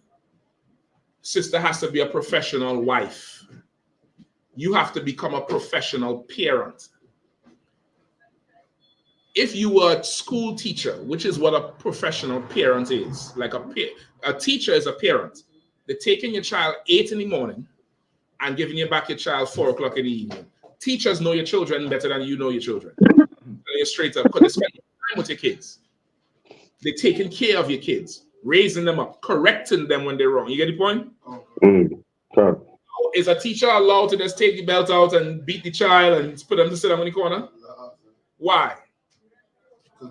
Because you're the teacher, you're not the parent. That's what they'll say, right? You damn near kind of have to take that approach of restricting yourself with certain things that normal human people would do. Come on. Is that the backlash that the police are getting for booting the Indian man in his face? Oh, we come into that. They're saying that basically we broke the college laws, I get that, but you're held to a high standard. No, we come into that. That's not the backlash for that. That's something entirely different. And that kick was good news. That kick was gospel. I'm gonna tell you that straight up and down by the end of the class. And by no means am I saying it's good what happened and the cops, should do it more. That's not what I'm saying. But I'm saying that event is in the Bible. And it's so good news. I'm trying to tell you, brother, if you're not in the UPK today, listen, I don't know what you're doing. All right. So let's get back to it. It's down there. You have to be a professional. You're going to get angry where it puts you out of your place, out of your character. And you're going to have to act like you honor slavery. Like your supervisor will piss you off sometimes, right? What you do? Give me some things you do to cope with some dickhead supervisor. Excuse my language. Go for a walk. I'm going to the bathroom. And you ain't stomping and huffing. You go to the bathroom and you sit there. This damn dickhead. And you take a moment. Because there's way much more to lose if you blow out in there. Take that to the house. Take that to the children. Take that to your brothers. Take that to your sisters. Be like that. And it's a daily fight, I'm trying to tell you. You'll go watch that demons lecture tomorrow. You're going to realize the demon's sitting right there with you. Now, he's sitting in the room with you right now. That thought that just came into your head right now, that ain't you. That's a demon talking to you. That conversation you be having in your head, Commander Yahanna told me this years ago. He said, sometimes you're trying to figure something out and you weighing it. You're like, but if I do this, I'll do that. And if I do this, I'll do that. And you thinking, okay, you want to do this, but these other thoughts is coming in. I.S.U.P.K calls those things intrusive thoughts. That's his professional term. Intrusive thoughts, because they just intrude. You not thinking that. Like you might get angry with somebody and you start thinking, I'm gonna beat him, I'm gonna bust his face, I'm gonna put this brick in his nose. That's an intrusive thought. That's not you. That's something that just barged in. The general told me, brother, sometimes you think you part of the conversation. You not. It's two demons talking in your head. And you just witnessing the conversation. You see them cartoons where you have the good angel and the bad angel? That's where that should come from. You get the point? Listen, go and listen to the lecture. I'm trying to tell you, it's going to change your life. It's going to change your life. It's tomorrow night. Tomorrow night is going to be midnight, 7 p.m. Eastern time, midnight GMT time. I guarantee you, drink your coffee. You ain't going to want to miss it. It's $20, 20 US on Eventbrite, which is about what, $17.50 sterling. Figure it out, man. Get the link. We'll post it up. You all, get together and watch it. If you have kids old enough to understand, let them watch it too. Go ahead. No, it's there's a website called Eventbrite. I think people who have events always advertise, and you can buy tickets through there. So it's a pay-per-view. So whatever the link is, you pay for it, and you're going to get access based on your IP address. So whatever, let's say you're going to watch it on your computer, you pay for it there, so you get it. If you're watching it on your phone, you pay for it there, so you could cast your phone to your TV, whatever it is. You get it? That's why people in the UK, if you're in the US and you're not in Detroit, get your school together, man. Pack that building up. I'm just giving you advice, of course. You'll pay for that lecture and you'll all come together and sit there and get exercised. Get the point? You find out. So back to it now. So you damn near have to be a professional all the way around that and make being professionalism your lifestyle. You get the point? You have to be like that. And the problem is we are people who, by our nation, by and large, we are slave people. We are professional for other people, but not ourselves. We're professional for the slavery, but not our own people. You get the point? We have to push for that, which is why the UPK is how it is. We operate a certain way because this has to be now your life. And this is the spirit in the Bible. So now you may have this child who is a heathen child, but it's still a child.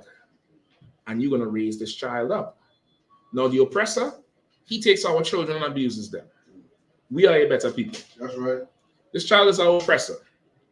What can I do to this child that's going to give millions of Blacks, Hispanics, and Native Indians justice for the last 1,000 years of oppression? What can I do to this child? Nothing. I'm going to raise this child up.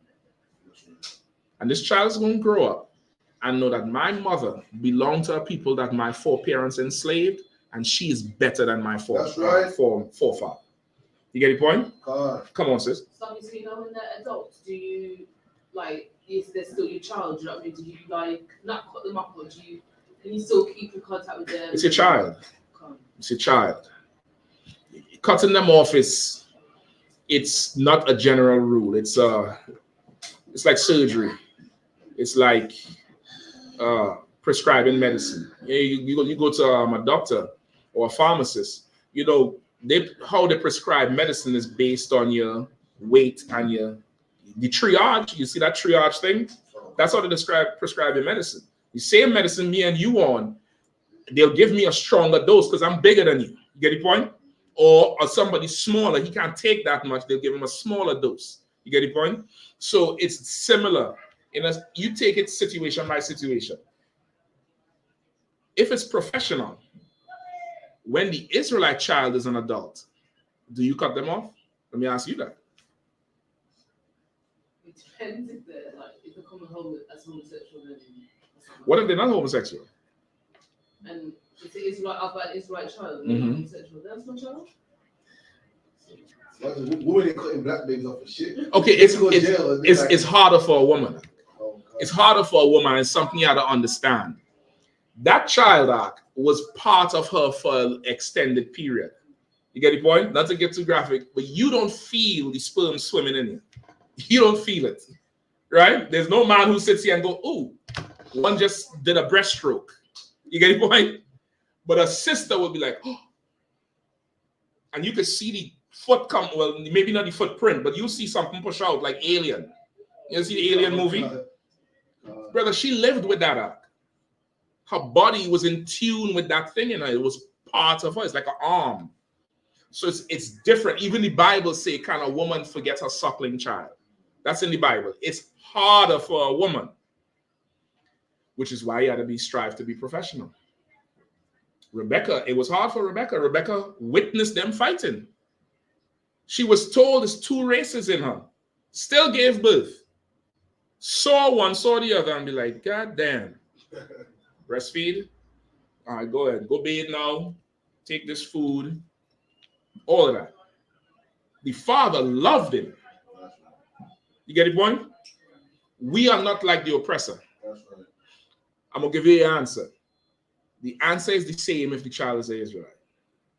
There's something that can make you cut a child off. And you should do it. Because you could go make more. The Bible said, do not stand. Give me that in the Apocrypha. Give me at courtesy for your children. Right? It was specifically talking about specifically for brothers, because it's, usually it's brothers is the one who have that issue. Stand something. So I got it. Is go ahead. Ecclesiastes chapter 33 and 21. It's lucky, sir. Ecclesiastes chapter 33 and verse 21. That's it. Go ahead, read it for me. Ecclesiastes 33 and 21. For better it is that thy children should seek to thee, than that thou shouldest stand to their courtesy. You understand? That's what the Bible says. Read it one more time. For better it is that thy children should seek to thee, than that thou should stand to their courtesy. it's better that your children come find you than you stand to their courtesy. Meaning like how you stand when the general walks in the room. A higher man walks in the room, your brothers get up and offer the seat. You might have a child that is a total knucklehead. You might have a child that's, you know, whatever. And this child is not obeying the Lord, don't want to obey the Lord. Says, you know what, F you and that Israelite shit. You should not stand to that child's courtesy. You should not be like, well, come sit here. Let me serve you. You should not do that. You should let that child go do whatever the hell they want. And by child, when I say not like a baby like this, you get the point? This is a child who is, it's your child. A 20-year-old is still a child. You get the point? Once the person is old enough where you could tell what they're saying is a conscious decision. You get the point? It's different for different people. Christ was in the synagogue at what age? 12 years old, 10 years old. Battling. He was conscious at a certain point. He had to tell his mother, listen, how about my father's business? Leave me the hell alone. You get the point? There's different ages it would happen. There's one child who's 13 years old. They want the video game. You tell them come to class, they come to class. You tell them do this, to do that. There's another child, they're 15 years old. F you, I want to do this, forget the Passover, sneaking out. Nigga, go. Do whatever you want to do. But you can't stay here. So, you know, if you have a heathen child, do they do what you do? Because they're heathen. Like, what? How do you? I'm gonna come to that part. All right. So, but this year, from this scripture here, it's saying that you want to take that profession across the board, whether it's a heathen child you have or Israelite. You're gonna raise them a certain way. Once they start getting a certain amount of a certain conscious level, you're gonna have to lay the law. While you're living here, you're gonna have to do what the hell I say to do. Now, when you decide to roll out and move out, you could do what the hell you want to do. That's fine. You get the point?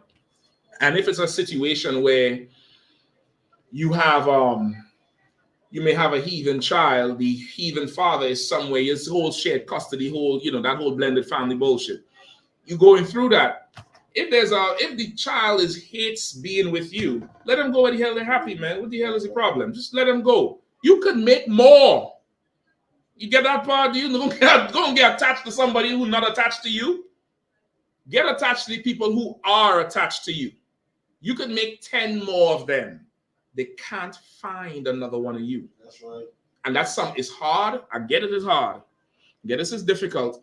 And some people have that battle to face. Christ said, I came to bring division. Father against son, mother against daughter. I believe that's how we go, right? Come on. You see, Christ said, let a man carry his burden. Is it safe to say that this is just someone's burden in truth? Okay, yeah. Everybody has a burden. Everybody has their cross to bear. I mean, to sound Christian. But everybody has whatever your life before kind of helps dictate the things you're going to have to battle as you come in the truth. And the battle you may have is not the battle I have. And you should be thankful for the battle you have. You get the point? Akkad said something to me last year, brother. I had to take that thing in, brother, for a few days. Pause. He said, man, that brother there, he battling something. He said, man, I hear he tell me this, and I look at him and he said, I'm telling you, Cap, I'm just thankful for the demons I have. I was like, I look at him, I was like, what? And I was like, that make a whole lot of damn sense. You get the point? Like, what you battling, that's you. Fight. Don't woe is me and look at somebody else and think their life is easier. You don't know what the hell somebody going through when they leave your presence. You don't know if every time they're together with you is the only time they're thinking to not kill themselves. You get the point? You don't know that. You don't know if a nigga, he jump in the car, sister, she jump in the car, and the minute they switch off and shalom and she waving, and you find that they kind of delaying to leave. You don't know if as soon as they bend the corner, they're just thinking to drive the car into the wall. They're looking in the rear view. You ain't shit, nigga. I don't know what the hell you trying to do with. You don't know if that's the conversation every day, all day until the next class. You don't know. Everybody has something they're going to battle with. You get the point? So now back to the whole thing. You just want to be a professional about it. You have a job. You got to raise that child. This is not about how you feel. This is not about if the child loves you back. That child's safety is in your hands right now. And that's it. They go to school, make sure they learn, give them their hugs. You don't want to be the oppressor, because the oppressor is responsible for what? School shooters and them, serial rapists. All of them. You all remember, you all probably may not know. There's a serial rapist called Ted Bundy. You ever heard about him? Ted Bundy said he hated his mother. That's what his hatred from women came from. He hated his mother. Jeffrey Dahmer, you all saw the movie, you all saw the series. Jeffrey Dahmer came from a dysfunctional house, where his father was kind of timid and the mother was all over the place. You don't want to be that person who created that child. You want to be the person who that heathen, when they grow up and they get such a good privileged life from you growing them up, they look back and be like, I wish I was the same race as my mother. That's more justice than any abuse you could do. You hear them say that shit, I'm gonna be like, yeah, I did my job. Now that motherfucker, he or she know, they ain't shit. And they got the best life. They got the best food. They got the best bringing up. They got the best care. And with all that, they inherit their father's life. That's like how we have to inherit ours. When our children in foster care and all that type of stuff, what do they say? Well, your parents didn't do this, and we inherit pain. They're going to have a good life because you're an Israelite. And they're still going to inherit pain. And it's a pain that you cannot inflict. It's worse than anything you could do. So you grow them. You grow them up right. You teach them right, everything like that. Now, to the question you asked, you're Israelite, you in the truth. Do they do what you do? Yes. Why? Because in the foster home, where you have some, Paki or Palestinian or Afghani stepfather or stepmother, or some white stepfather or stepmother, when they go to church, what are you doing? Going to church too. That's right? You're going to church too. You get the point? Now, that's because the church rules allow you to do that. And here, they cannot come to the Passover. They cannot come to the feast days. They can't come to class. They can't do none of that. But guess what? In the house, there could be no pork.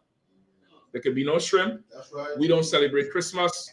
We don't celebrate birthdays. This is why. And you treat them the same way you would treat the child that is an Israelite, that in your mind, because of, the world and because of, with all the love in the world, lack of professionalism, you think you should love this child more.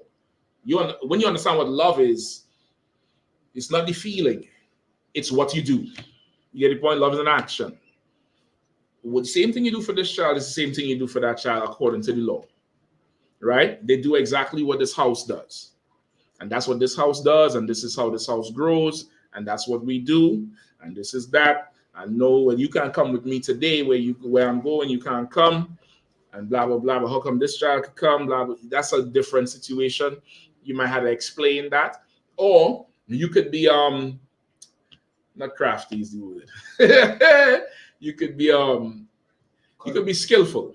You could be a little skillful with it and schedule another event for this child when it's time. And then the Israelite children, they just can't go to that event.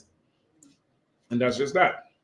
You get the point? And that's just, and when they become of an age where there's conscious understanding, you explain to them. They can't come to the Passover because of this. They can't do this because of that. XYZ. I'm gonna come to you, Eka. Go ahead. Yeah, so if you're like Israelite father or mother, father, if you're a mom, you're like a heathen child. And a father could have a heathen child too, if of course he marries a woman with a heathen child, or a brother who in the world marries a heathen who had a heathen before, and he comes into the truth with a heathen wife, but her kids is heathen. He's still their father because he married the mother. You get the point? Go ahead. Like you celebrate their achievements. Is that like, are you doing overboard? Because obviously you love each other, you love everything about them. Can you still do the same if you do? If it was Israel, can you celebrate them and celebrate the heathen or the Israelites? The heathen sucker, whatever their achievements are. Or, you want to grow that child like how you would grow the Israelites. You get the point? Yeah. You want to do that thing. Now, of course, we're in the whole age of the internet and all of that, which is a more permanent. Everything is permanent. because you could go back, and Facebook's so damn stupid.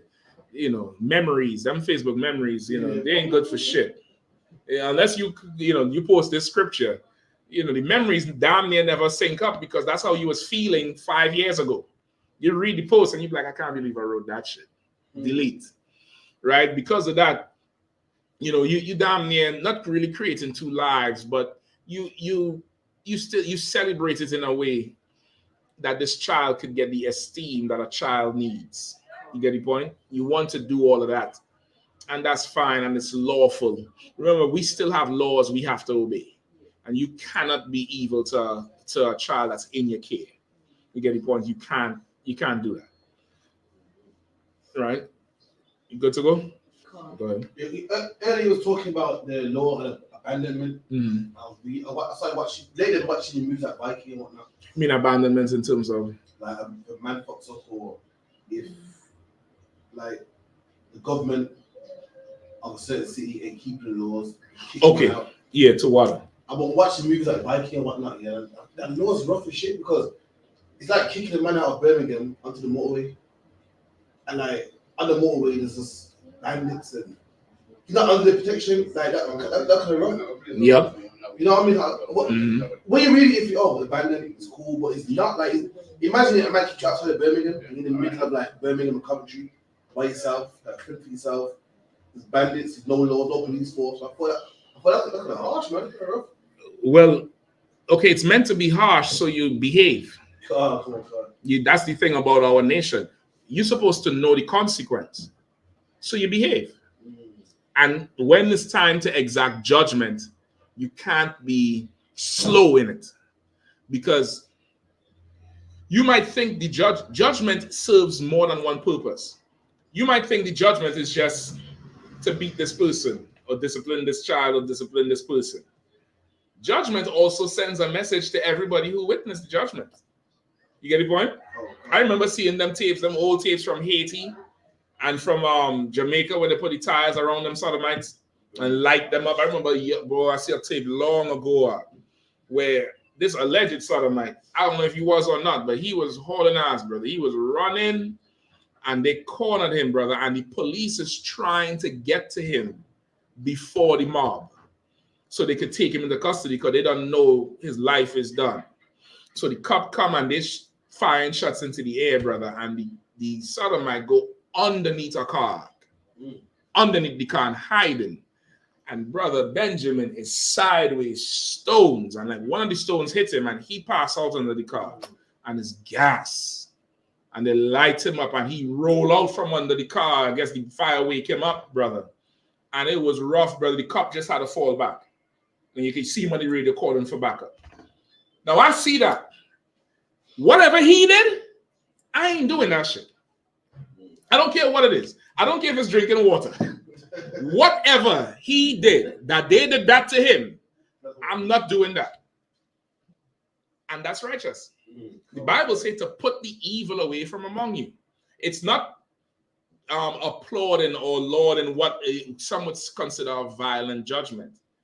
It's what the effects of it after. No, that's if that person is guilty, of course. You get the point? That's what a judgment is for. It's meant to do that. Let me just get that too before we move on, right? This is from the whole with the Vibes Cartel thing. Right, this is how righteous the Lord is. All right. Give me Numbers 35. Give me Numbers 35. And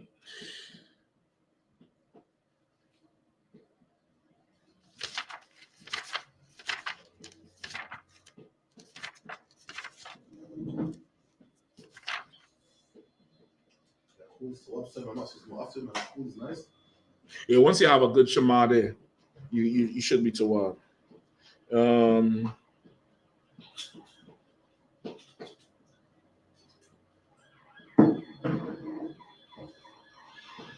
I probably should have hit this one first. Hold on.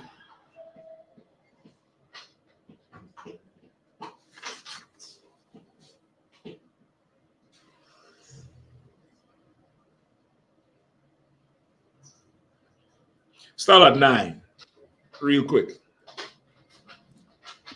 Numbers 35, verse 9.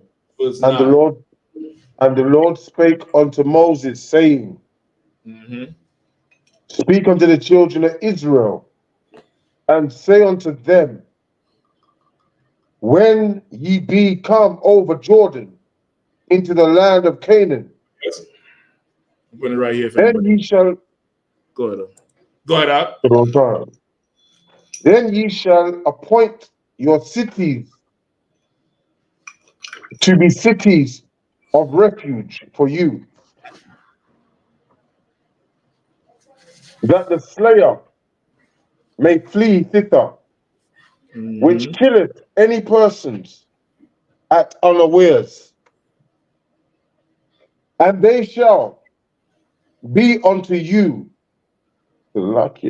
cities of refuge from the avenger, that the manslayer die not until he stand before the congregation in judgment. Now that's how righteous the Lord is. Instead of locking up a man for 4 or 5 months, then he go to trial. He go for the hearing first, and then they postpone the hearing, and he had to go back in and all this nonsense. This is what it is. If you kill somebody by accident, that's why he slay a man unawares. It could happen. You could be driving your car, somebody jump out in front, you hit them. Come to find out that's big time cousin who you was beefing with 2 years ago. So when big time hear it, he gonna think, shit, Karathia hit my cousin because of the beef me and him have. So the one he gonna go get his boys and now come looking for you. The Lord appointed something called a city of refuge, so that if there's an accident and you accidentally kill somebody, you have time to run to that city. And once you're in that city, nobody can touch you. Nobody can touch you until you appear for judgment. Now you could go before the priest and state your case, and they could now say, okay, this was an accident. This man did not commit murder, or somebody who may have alleged, and you innocent, but shit, they want blood. You flee to that city. That's how righteous the Lord is. You get the point? Now, if as you flee in there, they catch up with you and they put you down, what does that mean? The Lord wasn't with you because this wasn't no accident. You was just trying to run from justice. You get the point? Like that's a level of righteous judgment that the Lord put in our law and in our workings, so that there is no prolonged nothing and appeals and everything else that could just tie up a court case forever and ever and ever, and then there's no end to anything. You know what I mean? Any more, Hakayan? Quran Council, verse 13. And of these cities, which ye shall give 6 cities, shall you have for refuge. You shall give 3 cities on this side of Jordan, and 3 cities shall you give in the land of Canaan, which shall be cities of refuge. Right? So he giving you the cities, he letting you know where they are. And the whole chapter is that whole thing, running down the cities of Jordan, of refuge, and what happens there. And, while somebody is there, you can't touch them. And, they could come back into the congregation, I believe, after a high priest passes away, which is a long time. But at least you're alive. At least you don't get hunted down by, whoever you may have killed or unalive by their relative. You get the point? Any more questions? Go ahead.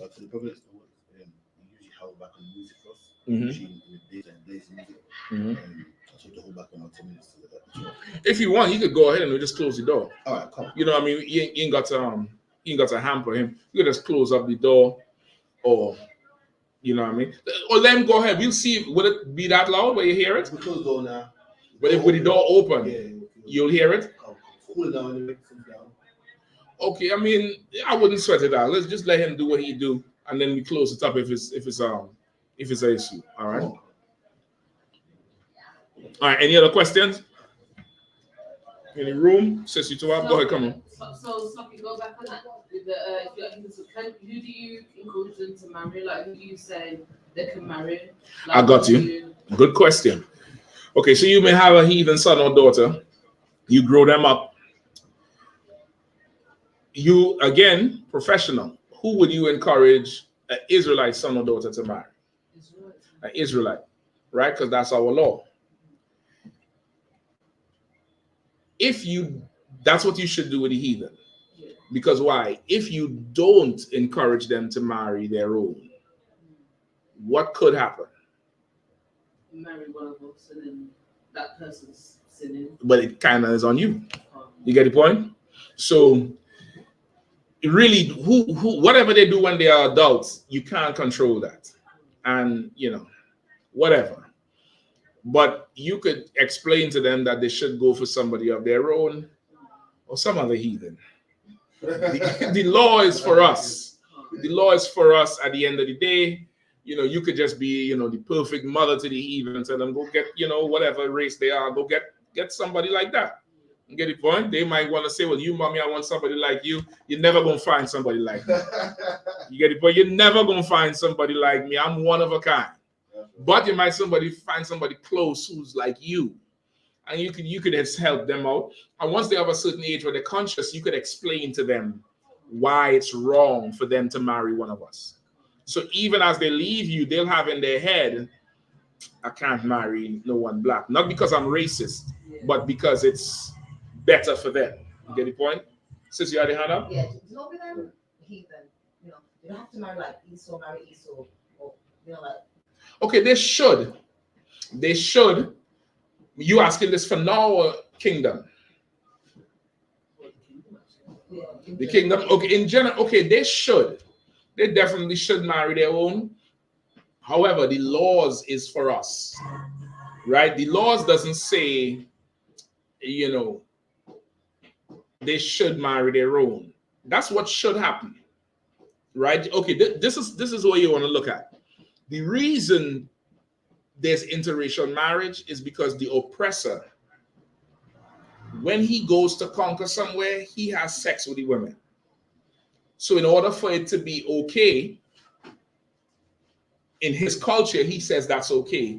And as time progressed, the women having sex with everybody else. Now, when we rule, our laws is going to be laws. So now if it's like what it says, don't take their daughters, that's talking to us, but that's going to be worldwide. So it's the culture. The culture of the world today is the culture of the oppressor. In the kingdom, the culture of the world is going to be the culture of Christ. You get the point? So it's more so for us. Now, will there be a penalty if, an Arab take a Chinese woman? I can't say that because there ain't no provision for that in the law.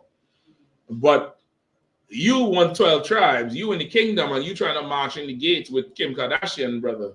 I could show you in the law what happened to the last person who did it. You get the point? So it's different in that aspect. This is what you want to focus on. Grow them up right.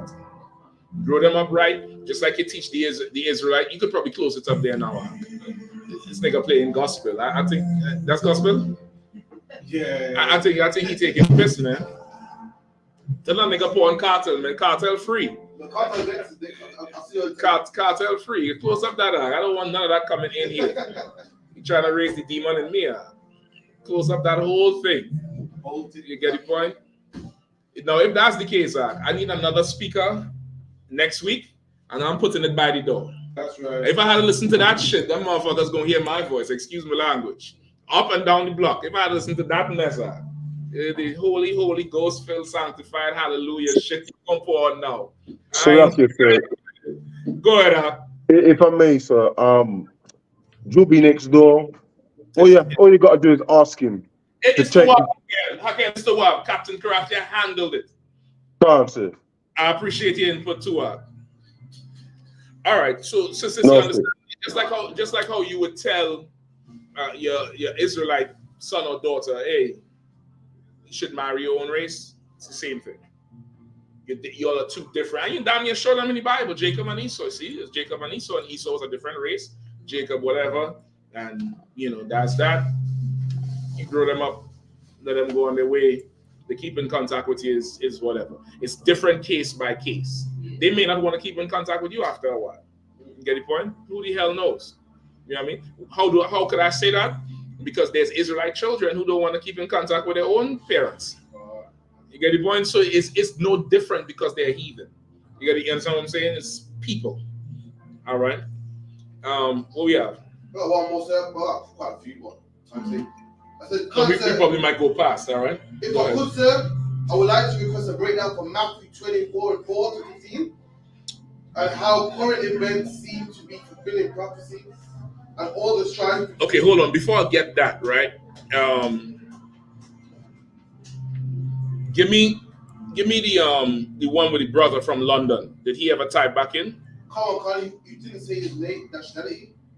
He didn't quite get back though. He said, It's like if I could, sir. Yeah, go ahead. I believe in one of his messages he did say he was an Israelite. It's in this one right here. Is the Most High putting a hand across the country, punishing it, and they put Israelite. All right, you say he's an Israelite. What's his name again? Version 73. Version 73. I need you to contact the I.S.U.P.K. UK. Put the phone number up on the screen. Let the brother get. Contact the school ASAP, brother. I want you in class. All right, brother or sister. So I'm gonna answer your question. Let me deal with that one first. All right, because that's kind of on the topic of the UK. What is it, UK fires? Fires in the UK. Come on, right. So I'm assuming that's what he's talking about. We say the Lord put in His hand on the UK. So give me some of them current events. Give me, let's start to run them down. You could put pictures up on the screen too, Rob, if you could. All right. Not the video because they might block the video for the violence, but you could put the picture. Get him just on the back swing going into the nose. Just when he do that back flip. Yeah, I mean, put the pictures of that. Put the pictures of the Romanians. Put the pictures of what else we have? The mosque. Tommy Robinson, the mosque. Palestine. The other one where he said Paki got bashed. What he said? Paki got banged. Banned. Where they line up in the street. This Pakistani walking about minding his own business. White man come out of nowhere, cracking, bam! He just turned around and walked back the other way. Brother, I saw that and I was like, this is time. This year is good. And I'm not saying it's good meaning more white people should do it. You're a bunch of evil bastards. I ain't got no sympathy for them Pakistanis either. But you're a bunch of evil bastards. But all these things is happening. Give me what else? The people spraying the oil. Yeah, so you have some old tree huggers going in the damn Heathrow. I don't know how the hell they get into Heathrow with the oil. Right. God. Yeah, I get that far. And ain't nobody whoop their ass, so nobody trying to whoop their ass. The next one as well, sir, where they these vegan kind of man glue themselves to the streets. So you can't go to work. Ambulance you can't get through because they believe in purity and no petrol and no. They glue themselves. Yeah. How to lift their ass up. The niggas driving closer and scared them. Fearless and shit. I would have lifted their ass. I'd have pulled. There'd be flesh attached to the ground. Go ahead. Just oil. They can't go nowhere. They hate the oil and the fucking like pureness. Yeah, but the glue is made from oil. Right. Dumbass. They were blocking the motorways and everything. Stopping people to go to work. Ambulance the whole night. Where does this happen? Everywhere, all over Britain. Yeah. Because the oil is messed up the country and yada yada and You might have to put it up on the Yeah, you make the picture bigger if there's a way to zoom in on your phone or your computer. All right. Hold on, just this one. They glued to the ground. Yeah, that's a hand there, right? Dummy. Brother, go ahead. I was just saying, there's some processes in Leicester. I didn't even know about this. I just went on some Leicester page. Right. And they've been like in the outskirts of Leicester because they make drones. There's a company that makes the drones. Okay. And they're saying they're the ones that have been giving the Palestinians, the Israeli drones people drones to bomb So they've been protesting. So any drone, they can make drones for kids, but it's like They're protesting in Leicestershire. Because it's on the outskirts. I didn't Right. hear about it, but I went on some Leicester page, just over there. And they're all protesting in Leicestershire of all the drones. That's ridiculous. You get what I mean? That's absolutely ridiculous. I think someone climbed up on the roof, got in, started throwing all paint and mash up the place. Brother, I'm trying to tell you, there's a difference between America and the UK, brother, because boy, go ahead. Imagine you're in Heathrow, yeah, and you just want to get to you, when you get home, and you want to see the screen, you know what gate you're at, some nigga sprays the monitor. Oh, listen, I wouldn't confess what I would do, but brother, that's gonna be a rough one right there. Just don't get no oil on me. Don't get no oil. Don't get no oil on my bank robber, according to Cartel. Don't step on the bank robber. If you think you're bad, you could go in Heathrow. So you had them, they're doing the thing in Heathrow. You had the ones who fight there in Manchester. The mice, the Palestinians putting the mice out. The Romanians trying to burn down what? Not Leeds. They were trying to burn down Leeds last week. This week, whoever just put the phone on mute, put the thing on mute, all right? Put the mic on mute, right? Then this week they went down London, South London, I believe, and burned down the mosque. Southport, so down by the seaside. Below is Liverpool or down south? Okay, on the outskirts of Liverpool, tear up some mosque because they thought the Hamite that did the stabbing in London was Muslim, and they say, all right, we're going to do it. Well, Liverpool is not nowhere close to London, so what does this mosque have to do with that? This here, come on. Look at Euros as well. England got mashed up because of Euros. Germany got mashed up because of Euros. Hold on, they rioted? Yeah, bro. Germany got mashed up because of Euros. And what about England? Who keep going on and coming on? Okay, his internet is bad. Yeah, so England, they rioted in England too? And Germany. Even though they reached the final? I'm gonna say, I can't even help here. Fuck you up. Okay, so this is what's happening, right? Whoever had the question, Matthew 24. Who had that question? Officer Alban, sir. Okay. Okay. What was the question in Matthew 24? The question was, if I could, sir, I would like to request a breakdown of Matthew 24, 4 to 15, and how current events seem to be fulfilling the prophecy with all the strife between nations. And like, for example, verse 9, where it says, we shall be delivered and be afflicted. Is it right to say we can see an example in the oppressor's desire to do this in Trump saying he wants to bring us back to stop and frisk? Okay, so yes, you have anything that's would threaten Israel.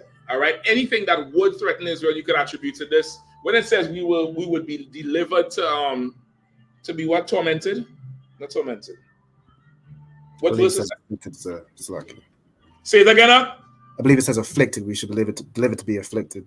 Delivered to be afflicted, meaning they're going to try to afflict you. Deliver you to be afflicted is different from afflicting you. You get the point?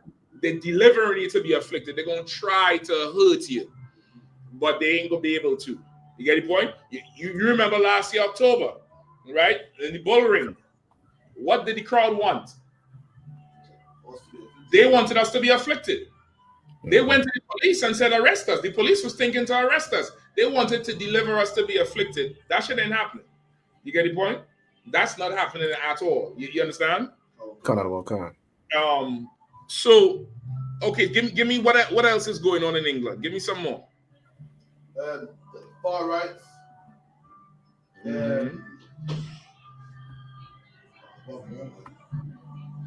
A lot of nations, Romanians, Pakistanis, the Euros thing,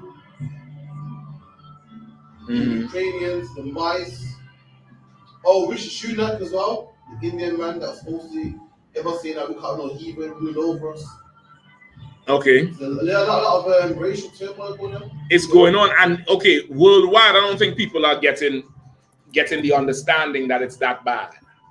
All right, I don't think people are getting the understanding that it's that bad at all. Go ahead. You could say the only thing black people are in them, well, listen, that's where I'm going with it.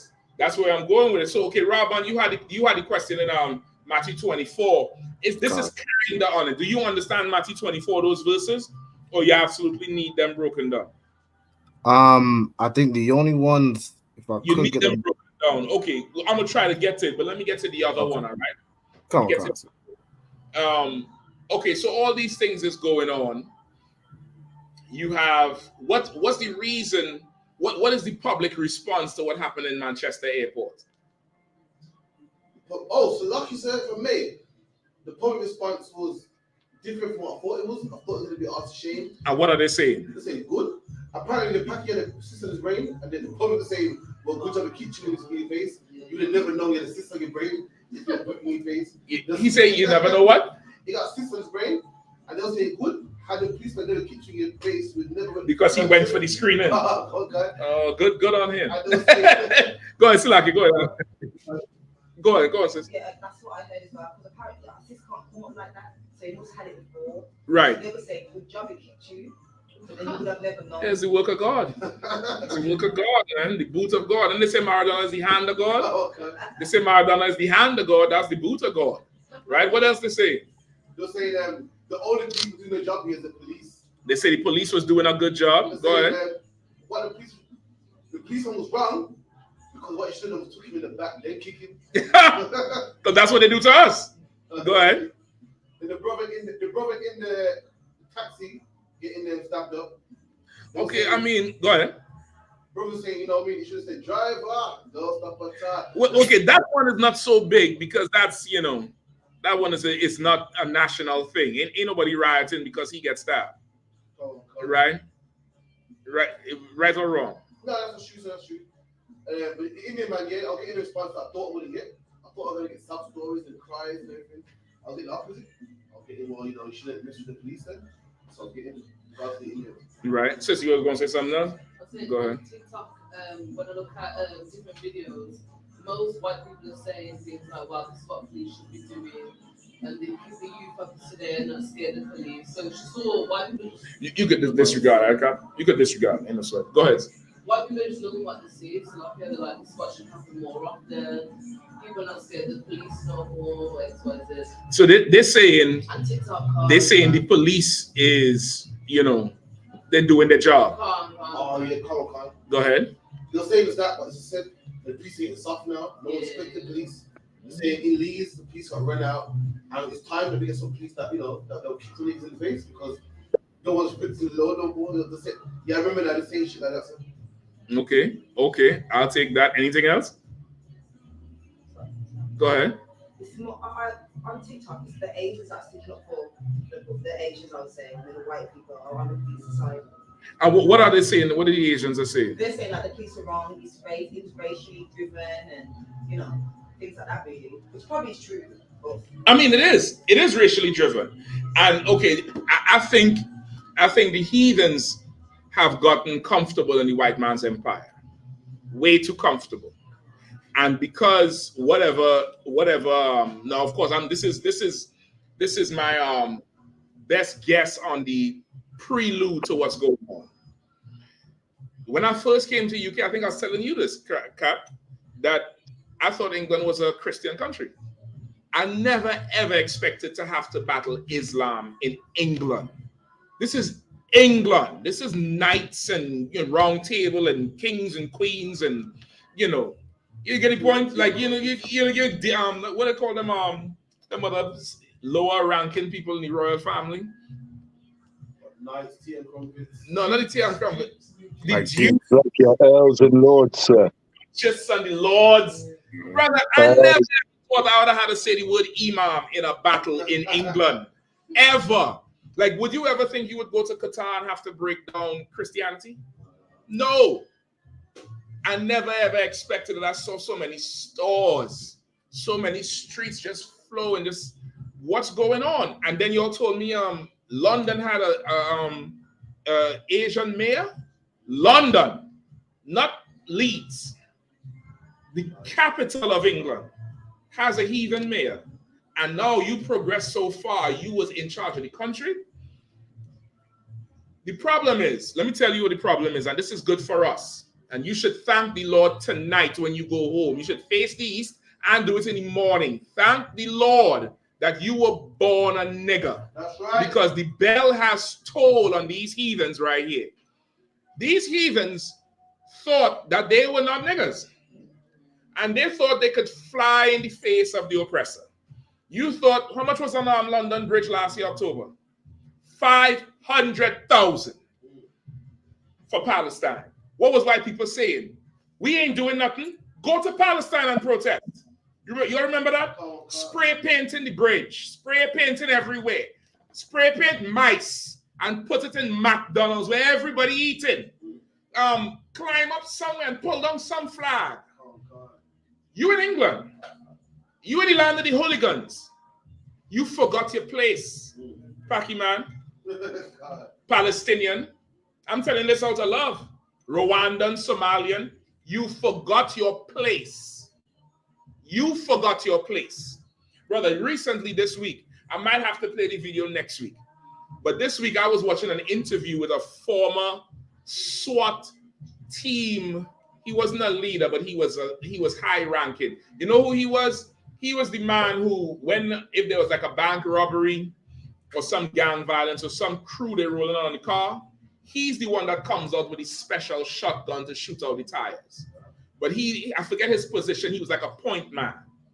And the rounds he shoots, you cannot hit people with that because it'll blow you apart. Is the round that once it hits the tire, it cracks the rim. No, it's not regular shots that you would shoot people with. He said it on the tape. And he said he started off in law enforcement and he just worked his way up to I forget the name, the cops that carry guns. Then he moved to the SWAT team. And he was breaking down how a lot of people think that crime is only in black communities. He said these Asians and Eastern Europeans have their own gangs and are sometimes equally as violent or more violent than black on black crime. He said they just don't let it spill over and it never makes the news. He said in London, there's a shooting damn near every day. This is what he said, but you'll never hear about it. He said they'll just send the gun police in and they quell it, and that's just that. It never makes the news because the culture in England is not as free as the culture in America, where they'll just put everything out. England keeping things under wraps. They learned from that George Floyd thing. They didn't want no more. This is what he also said, that there are different groups of gun police. One group is called Trident. Trident is famous for what? Those was the cops who responded to Mark Duggan. He said Trident has no other mandate but black on black crime. Right. You get that on. Come on. You have to be next to Trident, Afro-Caribbean. That's it. African. That's it. Turkish. None. There's a whole gun police response for who don't have guns. That's right. Never did terrorism. Don't bother nobody else. Right. Everybody's safe around us. We don't blow nobody up. We don't cut heads off. Right. We don't do that. The only people who have to worry about danger from us is who? Us. God. They have a whole gun unit for us. You get kicked in your head in Manchester.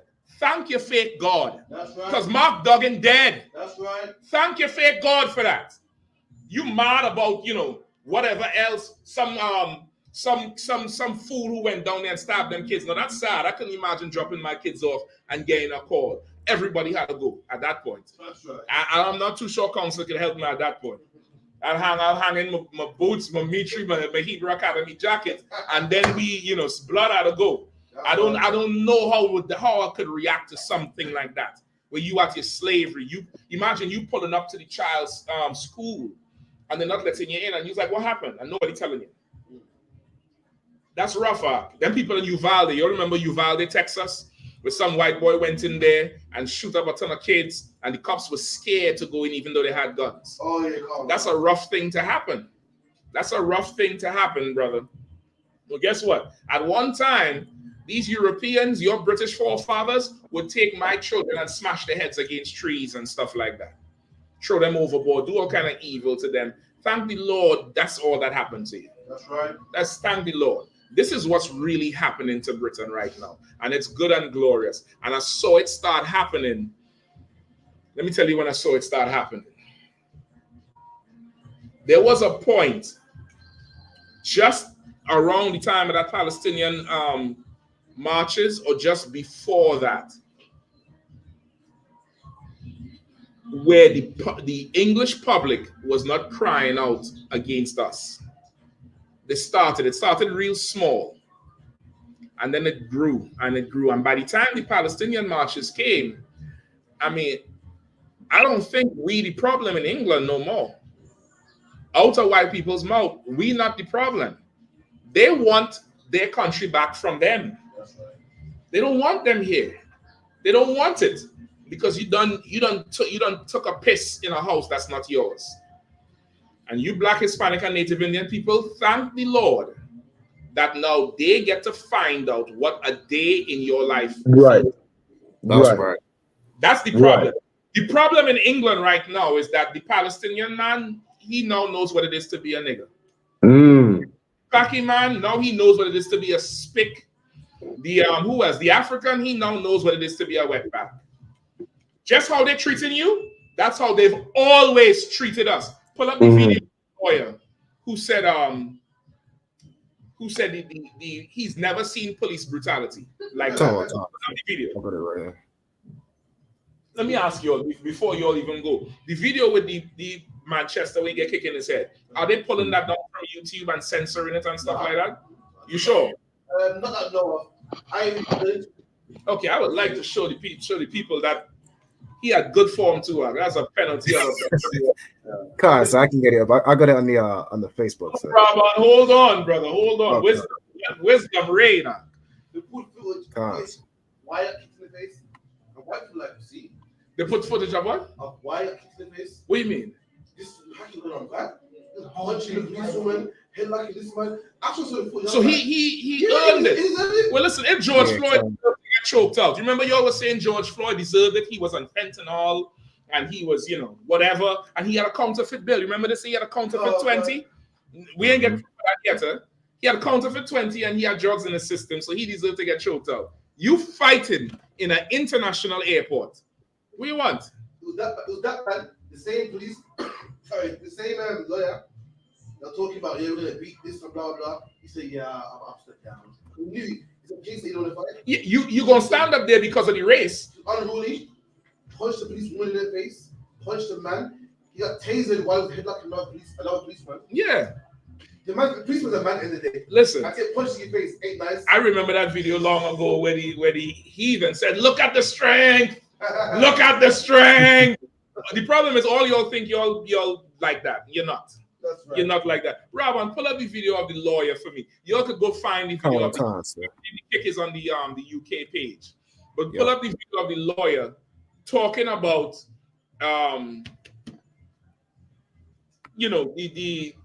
he's never seen police brutality like that before. Come on. All right. And somebody else hold for me.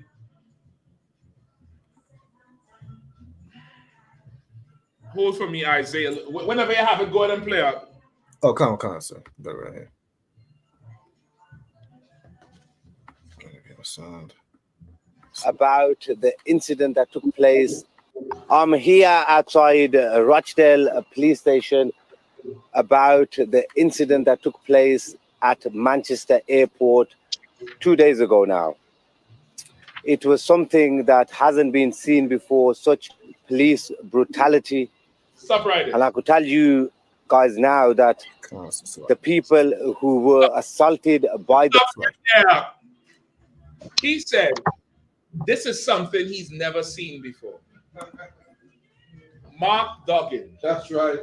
Rashawn Charles. That's right. Rashawn Charles, the cop jumped on him, wrestled him, punched him up, and put his whole hand down the brother's throat. Mute the Michael, who is but following these up.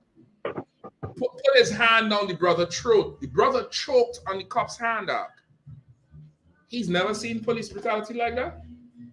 Prior to Mark Duggan, the people like Sherry Gross that started the Vixen riots, Mm-hmm. shot in her back and was paralyzed. Mm-hmm. What about the brother who got killed at the bus stop? I always ask you all his name. I forget his name. Stephen Lawrence got beat. Listen, it's ridiculous what they always would do, but you've never seen it. They did it to us before they did it to you. And you ran to us in the 70s and early 80s to get help from the Paki bashing. That's right. Because you know we fought back against it. What you mean you've never seen this?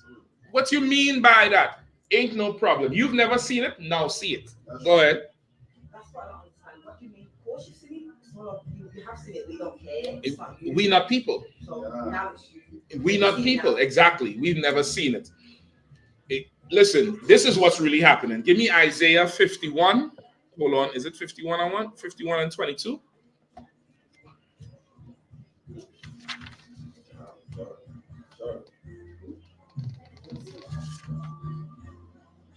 Salakia. Start at 17. Isaiah 51, verse 17. Uh-huh. Awake, awake, stand up, O Jerusalem, which has drunk at the hand of the Lord the cup of his fury. Salakia. Come on, quickly, I need it flowing. Come on, Ak. Yeah, I can't really see. Salakia, can somebody else take that over for me? Khan, the book of Isaiah, chapter 51, verse 17. Awake, awake, stand up, O Jerusalem, which has drunk at the hand of the Lord the cup of his fury. Mm-hmm. Thou hast drunken the dregs of the cup of trembling and wrung them out. Right? So this is what he's saying. Don't worry about it, Haka. I know you're not seeing too well. And you was reading earlier too, all right? Haka, young? No, sir. No, sir. I know you was rocking it out earlier. I ain't want too long, all right? So that's all right. Awake to water too, brother. I always appreciate what you do. Awake, awake, O Jerusalem. No, sir. Is drunk of the hand of the Lord's fury. It's like a father who is disciplining one child. And I'm not saying the heathens are brothers, but you imagine you have more than one child, and there's one child who always gets in trouble. And then the other children laugh. And the other children do wickedness too, but they don't go as far as this child. And then one day you just like, you know what? They had to get something because you just to balance it. And he's saying, man, you always something. I'm gonna make this thing right. I'm gonna switch this up. Go ahead. Khan, verse 18. And he said, hold on. He said, you have drunk of the dregs of the trembling, meaning, you know, when you're drinking something, what the sediment at the bottom, usually people don't drink that. We drinking that. We drinking all the Lord's anger and fury, and he wringing it out on us, and we drinking that. We wringing it out. Go ahead. And that's all the slavery, that's all the oppression, that's all the death, the damn incarcerations, all the medical care, horrible medical care that they give us. Horrible. Go ahead. Khan.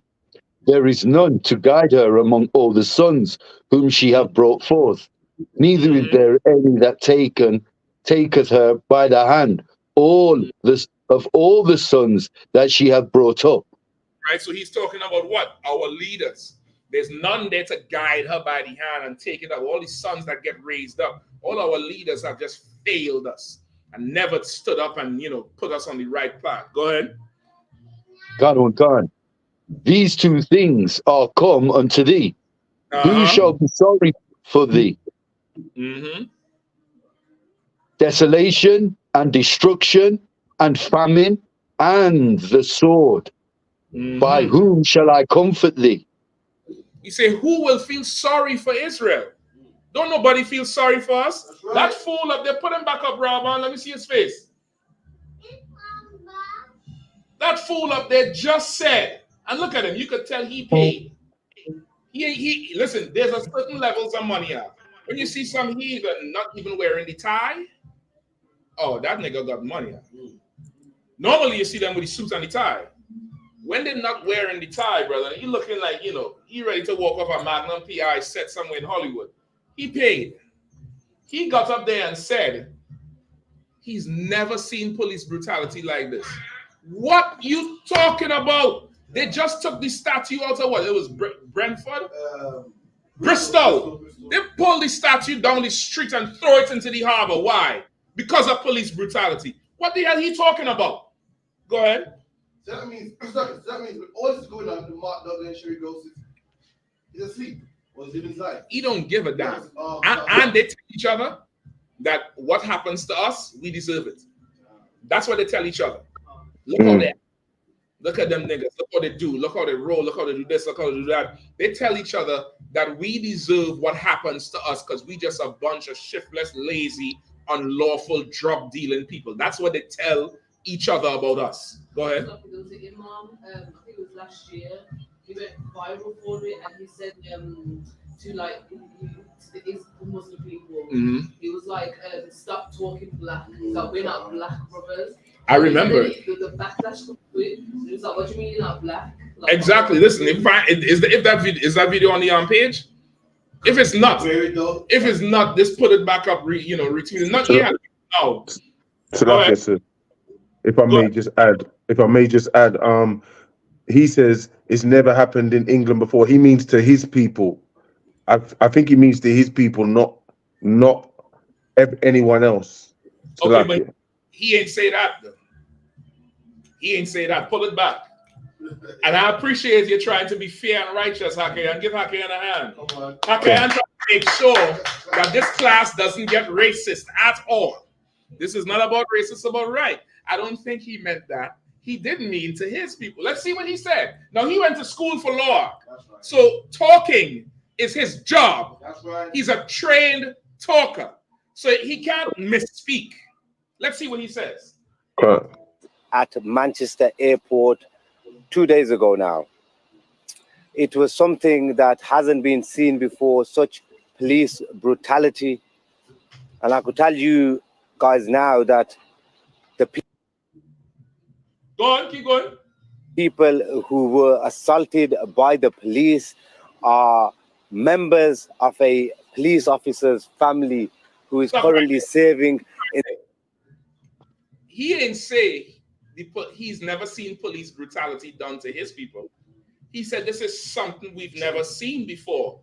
The police brutality. Okay.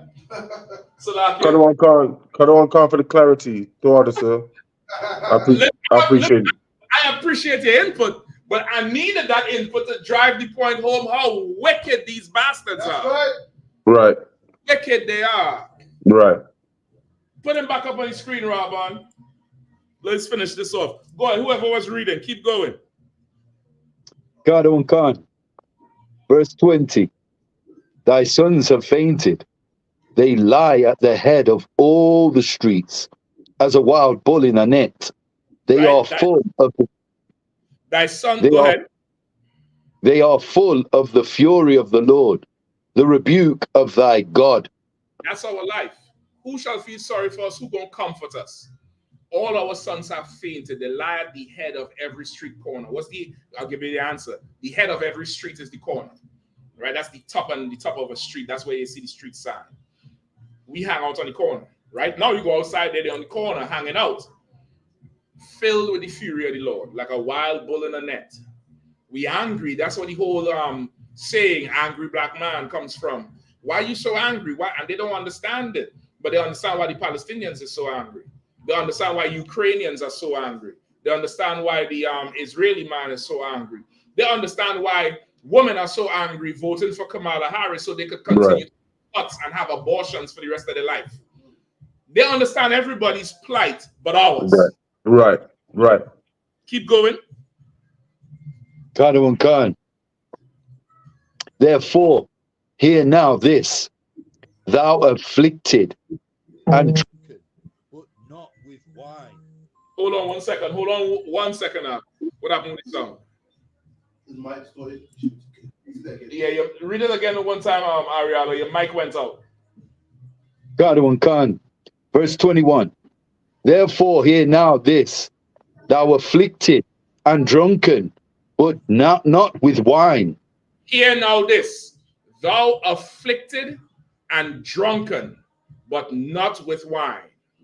We've drinking from that cup, and we are drunk with what? Oppression. We so drunk. I'm gonna tell you something. I have a the problem is not the word. I have a absolute personal mission, brother. This UK is mainly Benjamin. Benjamin, a sprinkle of Judah, a sprinkle of the other tribes, you know, Levi and Issachar and Zebulun. And the oppression is so thick in the UK, brother. People agree with us, but will not stand with us. They was out there last year, October. You all remember? There was any crowd. I think out of all, one stood by and tried to throw hands to. One. We've fallen as a people are. We're going to wake this nation up. That's right. We're going to wake Benjamin up. Benjamin ain't never been like this. That's right. I remember the New Cross riots. I saw the whole thing with that. I remember that whole thing. I know what we're capable of. I'm not saying we should go out there and riot. That's not our time now. But surely the oppression, we drunk with the oppression. And it's fury from the Lord because we disobeyed him. But the Israelite school of UPK under command John Yahanna, we're going to raise this nation up. Right. And the Lord going to be on our side. And Benjamin going to be full of zeal again. All the tribes are going to be full of zeal again under the I.S.U.P.K. And brother, we are going to speak and they are going to die. Right. We are going to speak the words of the Lord and they are going to get sick and plagued and have funerals. And it's about to happen. Read that verse again. Give the Lord a hand. Right? Read that verse one more time. God. Therefore, hear now this: thou afflicted and drunken, but not with wine. Right? Hear now this: those of us who are afflicted and drunken, but not with wine, but with the oppression of the Lord. Keep going. God. Thus saith the Lord thy Salakia. Thus saith thy Lord, the Lord, and thy God, that pleadeth the cause of his people. That pleadeth the cause of who? His people. Which people? His people. That man on the screen, what's his name? Solicitor Ahmed Yakub. He ain't sure which side he on. The first name Islam, the last name Jewish. He playing both sides. Ahmed Yakub. He pleading the cause of his people. The Most High, thy Lord, the God, is pleading the cause of our people. That's right. I want the Lord as my lawyer. That's right. Not him. Not him. A bastard. Didn't he stand down? I think 3 days after this speech, Hakayan, he said, you know what? I've bitten off 2 more than I can chew. Go ahead. You know what kind of lawyer is that? What kind of lawyer is he, man? He abandoned the case. Brother, OJ had a lawyer. I mean, so many criminals have had lawyers. Not Ted Bundy. Some other, all them serial killers had lawyers. You mean to tell me you see your people acting the fool and you leave them? Black people would never do that. That's right. We would never do that to each other. I don't care how high George Floyd was. Right. We had abandoned him. That's right. Let me tell you something, Mark. I done been assigned to the DC camp under command Jerry Hanna, brother. And I have a special love for the people in DC. And I'm going to tell you why. 2 reasons. That football team, the whole representation of Native Indians. But the main reason was DC had a mayor in the early 90s called Marion Barry. Till this day, they call him the mayor for life. They say that's the best mayor ever, brother. This was around the time with COINTELPRO, they coming in heavy, and they set Marion Barry up. He had a drug problem. But Marion Barry is the first one who introduced summer internships for young kids to come and work in the government. Each summer, they was on vacation and then give them jobs as they leave high school. He put a lot of black people to work in DC government. And he would, his office would be open after hours where people from the community could come to get the problem solved, like a real man of the people. But of course, he's not any truth. and he's not a man of the Lord, so he had issues. He had a drug problem, bad drug problem. He used to do cocaine. But he would go on the Senate floor, he would go in the councils and cuss them white people out. I'm talking about F you, mother, F all that, on behalf of black people. And them devils did not like him. Brother, so they set him up. And you could find this tape, Rob, and you could probably look for it. If you find it, let me know. They set him up. They had this whore with cocaine that he arranged to meet in a hotel somewhere. He went in the hotel, she pulled out the cocaine, put it on the table. Of course, she nervous. On the tape, you could see it on the tape, she's nervous. He says something, and I think he touched the coke. They kick in the door, he's under arrest. He look around, he's like, this bitch set me up. They arrest him. He go to court, whatever fine, whatever time he get, boom. Whatever term came back for mayor, he ran. DC put him back in office, man. Get DC a goddamn hand, man. DC put him back in office, and brother, he helped build, he gave DC the reputation of Chocolate City. Like black people with power and the kids, and he was really about the people. He just had a problem. You don't give up on your people. You see them, you're supposed to go find the reason they was throwing hands. You're supposed to go and find them. A cop who did that, that's not his first time. That same cop who kicked him in the head, you could go find cases of police brutality on that cop. That's what you're supposed to go and do. You sell your people out because you're weak and you're not like black people. There's a video of it, Rob, and you could drop it for now. Put the lawyer back up. Go ahead, Like you're saying, is that like with Michael Jackson? That was stuck in no matter what. Fuck that. That's Kelly. No matter how many people are bringing out about Michael Jackson, R. Kelly, brothers like fuck that. Okay, it's not as much because those are celebrities. He's not a celebrity. He's a man who born and raised and go through the ranks and made it up into office and was fighting for black people on behalf. It's a little bit different. There's a celebrity element there, but in a way it's like that because we know the oppressor is unjust. So it's like, he only doing this to you because you're black, damn me. Because Epstein and them rape people too, like Bill Cosby, and they didn't put them in jail. You get the point? They didn't do them what they did Bill Cosby. It's a little bit different. Oh, that's the tape there. Play it. If there's audio, I don't know which part it is. It's pretty short. Make the whole thing big so everybody see it. Lately, when I do this stuff, I get hyper. I mean, just too nervous, too hyper. I've been looking at the floor. I always did that. I'm kidding. I'm always kidding. I've been tooting a lot, and I've been doing that too. I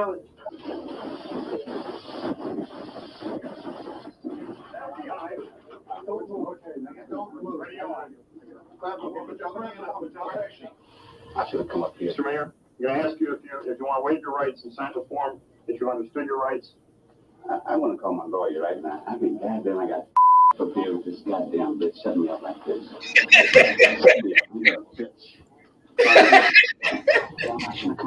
You have to sit still for it. I am under that, but that pisses me off. We're just going to make sure. Vince did that to me. We're just going to make sure that you're physically sound and you're not suffering any kind of health He couldn't believe it. He said, "This damn bitch, this set me up."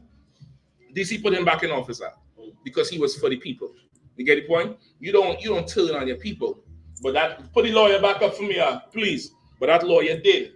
Keep reading, brother. Start at 21. God, oh God. Verse 21. Therefore now, Salakia, therefore hear now this, thou afflicted and drunken, but not with wine. See, now listen this, you blacks, Hispanics, and Native Indians who've been afflicted and oppressed by the Home Office with Priti Patel, with mass deportations, who've been oppressed by the medical fee, the medical system. The NHS hates black people, especially black women. I hear all these stories of you're going in there to give birth and they don't want to get you no help and they think you're not in pain and they want to cut you open when you don't need to get cut open. They're abusing our people, the hell out of our people. They're doing That's it. Right. The Lord hears it and he sees all those who are afflicted. Keep going. God, oh God, thus saith thy Lord the Lord, and thy God that pleadeth the cause of his people. Behold, I have taken out of thine hand the cup of trembling, even the dregs of the cup of my fury. Thou shalt no more drink it again. The Lord said, I will take out of your hand the cup of my fury and the cup of my trembling, even the dregs of it. Because, brother, we get the dregs of society. We are at the bottom all the time, getting mistreated, get abused, nothing happens. We are at the bottom. That brother who was eating the sardines when they found him dead because he was running from the home office, older brother, dead, not sardines, cat food. He was eating cat food and he starved to death out. Now, ain't nobody drop bombs on his place. He died from just systematic oppression, but everybody crying for Palestine. Nobody don't care about us. This lawyer said he never seen it before. Our people die in here and you don't care. The Lord said he's removing the cup from us. He's taking it from us. He's taking it. Go ahead.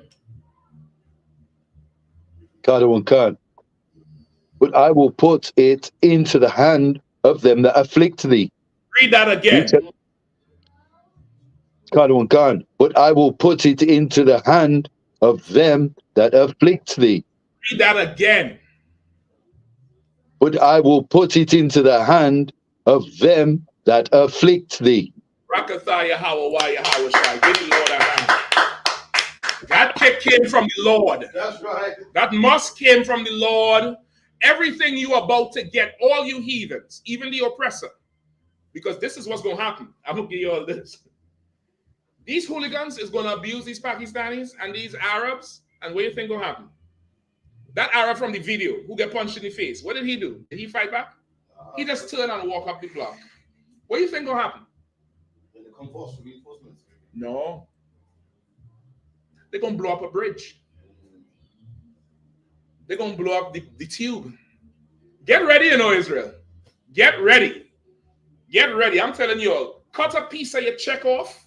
Commandant General Yahanna put a list out, I think, in 2020 of things people need to get. You could contact Captain Karathia for that list if in the UK. It's an emergency list of things you need in your house for when this thing go belly up. Or how you all say it in the UK, tits up. Shit go tits up. You're going to need this list. But now, go start stocking up on some toilet paper. Go start stocking up on water, on canned foods with long expiry dates, and start rotating them out every 3 months. Use them out, get new ones. Because, brothers, a time is coming to this place that you are not going to be able to see. What you see in here is the tide is shifting. The oppression is now going to them and not to us. And it's probably the first time in history since the Windrush. This is the first time black people is not the problem. Get them a hand. Yeah. You That's are right. Keep That's right, Captain. Look at the strength. That's right. That's right. That shit. Keep doing That's all right. that. Listen, this is how you're going to know when it reach a head. When Operation Trident gets reassigned. I want that to happen. I want them to reassign Trident to every mosque. That's what I want. Reassign Trident. The Lord said he'll take the cup of affliction out of our hand and put it into the hands of them that afflict thee. Who's your landlord? Them. Who's your doctor? Them. Who's your solicitor? Them. Who's the judge? Them. The teacher? Them. Everybody who afflicts you is them. Now it's their time to suffer. Now it's your time to sit back and watch. Raise up them children. Raise up them ribs. Raise up them sons. You brothers get raised up by the men over you. This is the time to build our nation up and strong because they're suffering now. Read on. Read it again from the top of 20. Verse 23. But I will put it into the hand of them that afflict thee, which have saved to thy soul. Bow down, that we may go over, and that thou hast laid thy body as the ground, and as a tree to them that went over. These heathens come to England just like they came to America, and they walk all over us. And if we have a problem with it, They say to us, bow down, bend your head, bow to us, humble down. That's why these Arabs, every time we go Hyde Park, what do they try to do? Convert us into Islam. We go to London. One come to us in central London. He want to convert us. They want us to bow to them so they could walk all over us. No problem. You want nigger? Be a nigger. That's right. Get abused like a nigger. That's right. Shut your mouth like niggers. Right. Right. Go ahead. Right. Always are you gonna read these books? This is about Islam. Tell him he ain't bowing down. Tell him he ain't bowing down. Tell him that. Tell him with all due respect, brother, I ain't bowing down to no rock. I ain't putting my head on the ground and raising my ass up for the man behind me. I ain't doing that shit. I ain't doing it. I'm better than those people. Right. Right. Better than those people. So to answer the brother question, is this up on the screen now? No, not yet. Give me. Hold on. Go ahead and read it. Now go ahead and. Okay, slack it. To answer the brother question from London, what was his name? It was It's something with a V. Go up some more. Something with a V, right there. Version 736HA. To answer your question, this is the beginning of the turning of things upside down, like it speaks of. This is the Lord taking the cup of affliction out of our hand and putting it now into their hands. Right. You understand? This is the Lord bringing poverty and destruction to the heathen. Look at Ukraine. Right. Ukraine begging for damn welfare, like we would go down to the social office and ask for help, assistance. They're doing that. They bring the Afghanis over and give them all universal credit. Now is that time to suffer. And we're going to rise to the top like we need to. So the Lord is for sure putting his hand. Go ahead and show the thing you was putting up. And we close off. Go ahead. So it's an Operation Trident, or simply Trident, is a metropolitan police unit originally set up in 1998 as an initiative with the police to tackle black on black gun crime.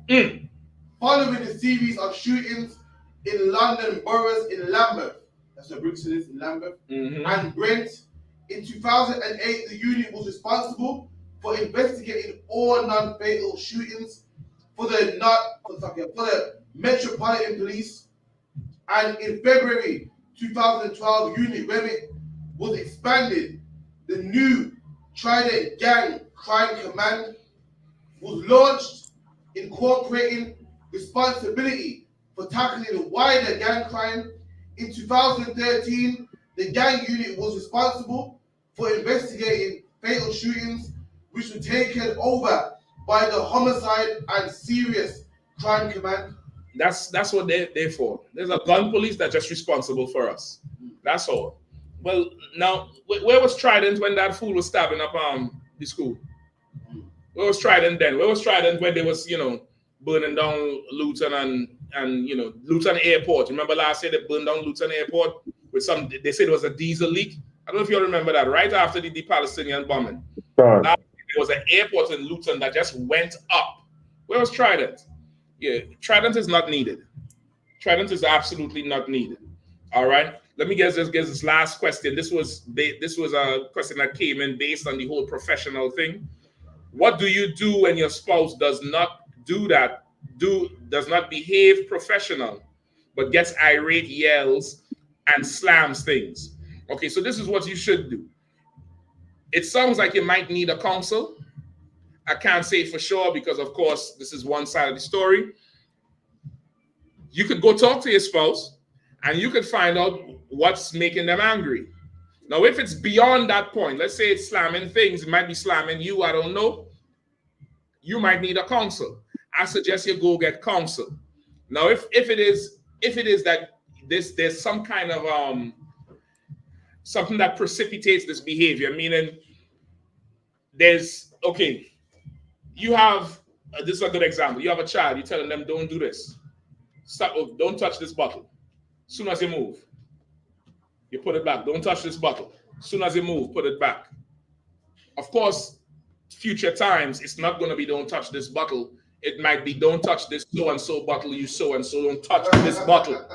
Now, if that's what you're describing, and you think it's still incorrect, you could always just request a counsel and see. But if before the slamming and the unprofessional behavior that you're describing, there is calm behavior, There is do this, do it like this, do it like that. I don't like this, I don't like that. Handle it this way, handle it that way. And for some reason, it continues.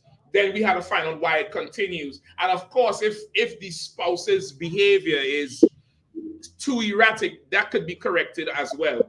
Everything is cause and reaction. But you might want to examine it. And of course, the school offers counsel for anything like that. If there's an offense and you need to, you just take your spouse to counsel. It's not a big deal. People go to counsel every day. I talk like Cam. People go counsel every day, B. Go ahead. So, with domestic violence on either side, obviously with the UK, especially if you work within like child services, as like social workers, we're advised to say not separate, but you can't be in the house doing that around children. What with the UPK? Watch her with the plug. She needs some help. Go ahead. What would be the UPK stance if any partner's violent against each other with children in the home? Like, would it be like removal? Like, what it's the same thing as if there was violence being done to each other when there was no children anymore. It would be the same thing. It may happen where somebody may behave unprofessional, right? What would you do? What that happens to some white woman and her white husband is doing it, or a white man and his white wife is doing it. What do? They make a report to an officer, and then the officers determine who leaves the home. If there's truth to it, and then they go before a judge, and the judge takes it from there. The UPK is similar because it's an offense. If there's an offense, you make a report, then there's a council that's set up, and in the interim, there may be stipulations. Somebody separate, you all don't talk, whatever it is, and then a judge, you're going to go before a judge. 100% of the time is General Hyman, and he'll hear the matter and he'll make a judgment. This is what you'll understand when you come into the truth, and you'll really find out where love is and what love is. There is no excuse for divorce except adultery on behalf of a woman. You get the point? Everything can and will be worked out. It might take some time.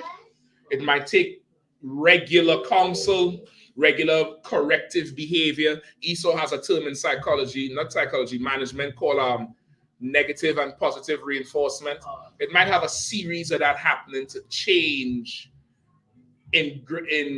engraved or embedded behavioral traits, right? On both sides, right? Some domestic violence always, when you hear it, you think of a man, but there's a great number of cases where it's the other way around. And men and women are different. They have different strengths. A man's strength is his physicality. A woman's strength is her mouth. There's a great deal of verbal domestic violence that a brother will never say because it feels effeminate to say, well, she calling me this, she calling me that, she telling me this, she telling me that. He should still say it. He should still come and say it so somebody could shut her mouth, because if her mouth is not shut by authority, what will happen? He'll shut her mouth. The demon will shut her mouth. The demon will try to get him to shut her mouth permanently. And that's horrible. It's horrible on both sides. She should speak to him in a more professional way. He should physically handle her the right professionally way. It happens. It could be treated. It's no different than somebody having a drug addiction, or somebody struggling with pork, or somebody's a Christian or a Muslim. It's just coming in here and learning. Come on. Shabani with the brothers and sisters that we stay on. Oh, Salaki. Also, too, Akim and Akwathian who are online in the StreamYard, especially in class, just bear with us after the class. General Hazayan wants to talk to the UK school or the entire UK school. He's going to come on shortly after we go offline, all right? You understand? Come on, sir. So put on pause, sir. The person who asked if their spouse is doing it, it seems like it's layered. It seems like it might be a whole few things happening. Easy fix, call a counsel. And you state your grievance. And then there's an investigation and says, is there any truth to this? and blah, blah, blah. You might be right. You might be wrong. Both y'all might be wrong. Both y'all might be right. Who the hell knows?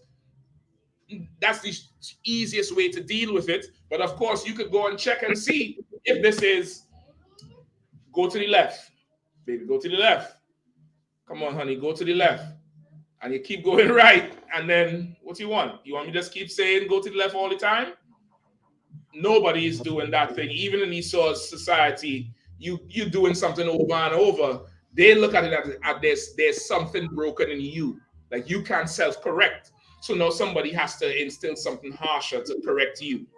It could be that, I don't know, but you could call a counsel. All right? We're going to come back next week again. But listen, thank the Lord. The cup is starting to pass. Now, don't go out there and do something to make the Lord regret taking the cup. I ain't trying to drink that shit. I'm trying to drink this good stuff here. Thank you, now I'm not going to buy. That's the water. I'm trying to drink this here. I ain't trying to drink no affliction. You get the point? Let them have it now. I wait until see the next cup. Whoever wants stripes, go ahead. Go on. I'm thinking you might fuck around and drink the Listen, man, I ain't trying to do it. I want them to reassign Trident. So with that, pass the class over to Trooper Radaya Allen.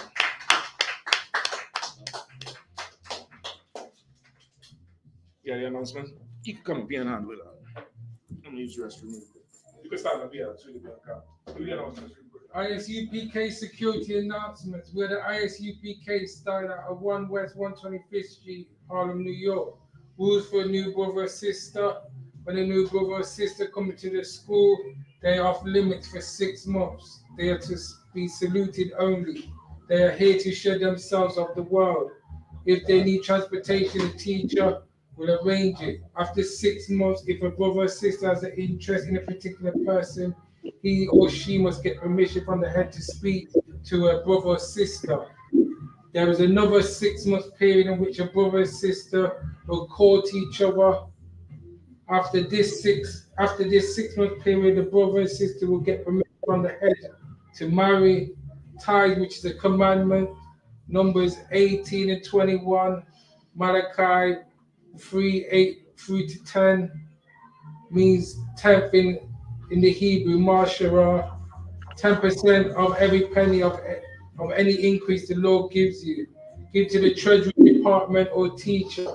Priest funds, free will offerings for priests, not mandatory. Whatsoever amount you would like. Up and coming holy convocations. Is it October the 2nd? Feast of Trumpets. October the 2nd, isn't it? Oh, that's right. Feast of Trumpets, October the 2nd.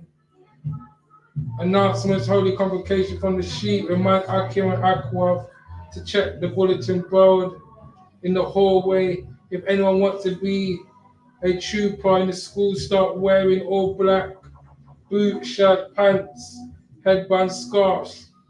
Man of Israel, Magium. Magium Shabbat. Magium Barak. Yahweh Shem Yahweh Shabrakatah. Yahweh Shem Shabbatah. So give the sisters here. Okay, salute. Magium Shabbat. Magium Barak.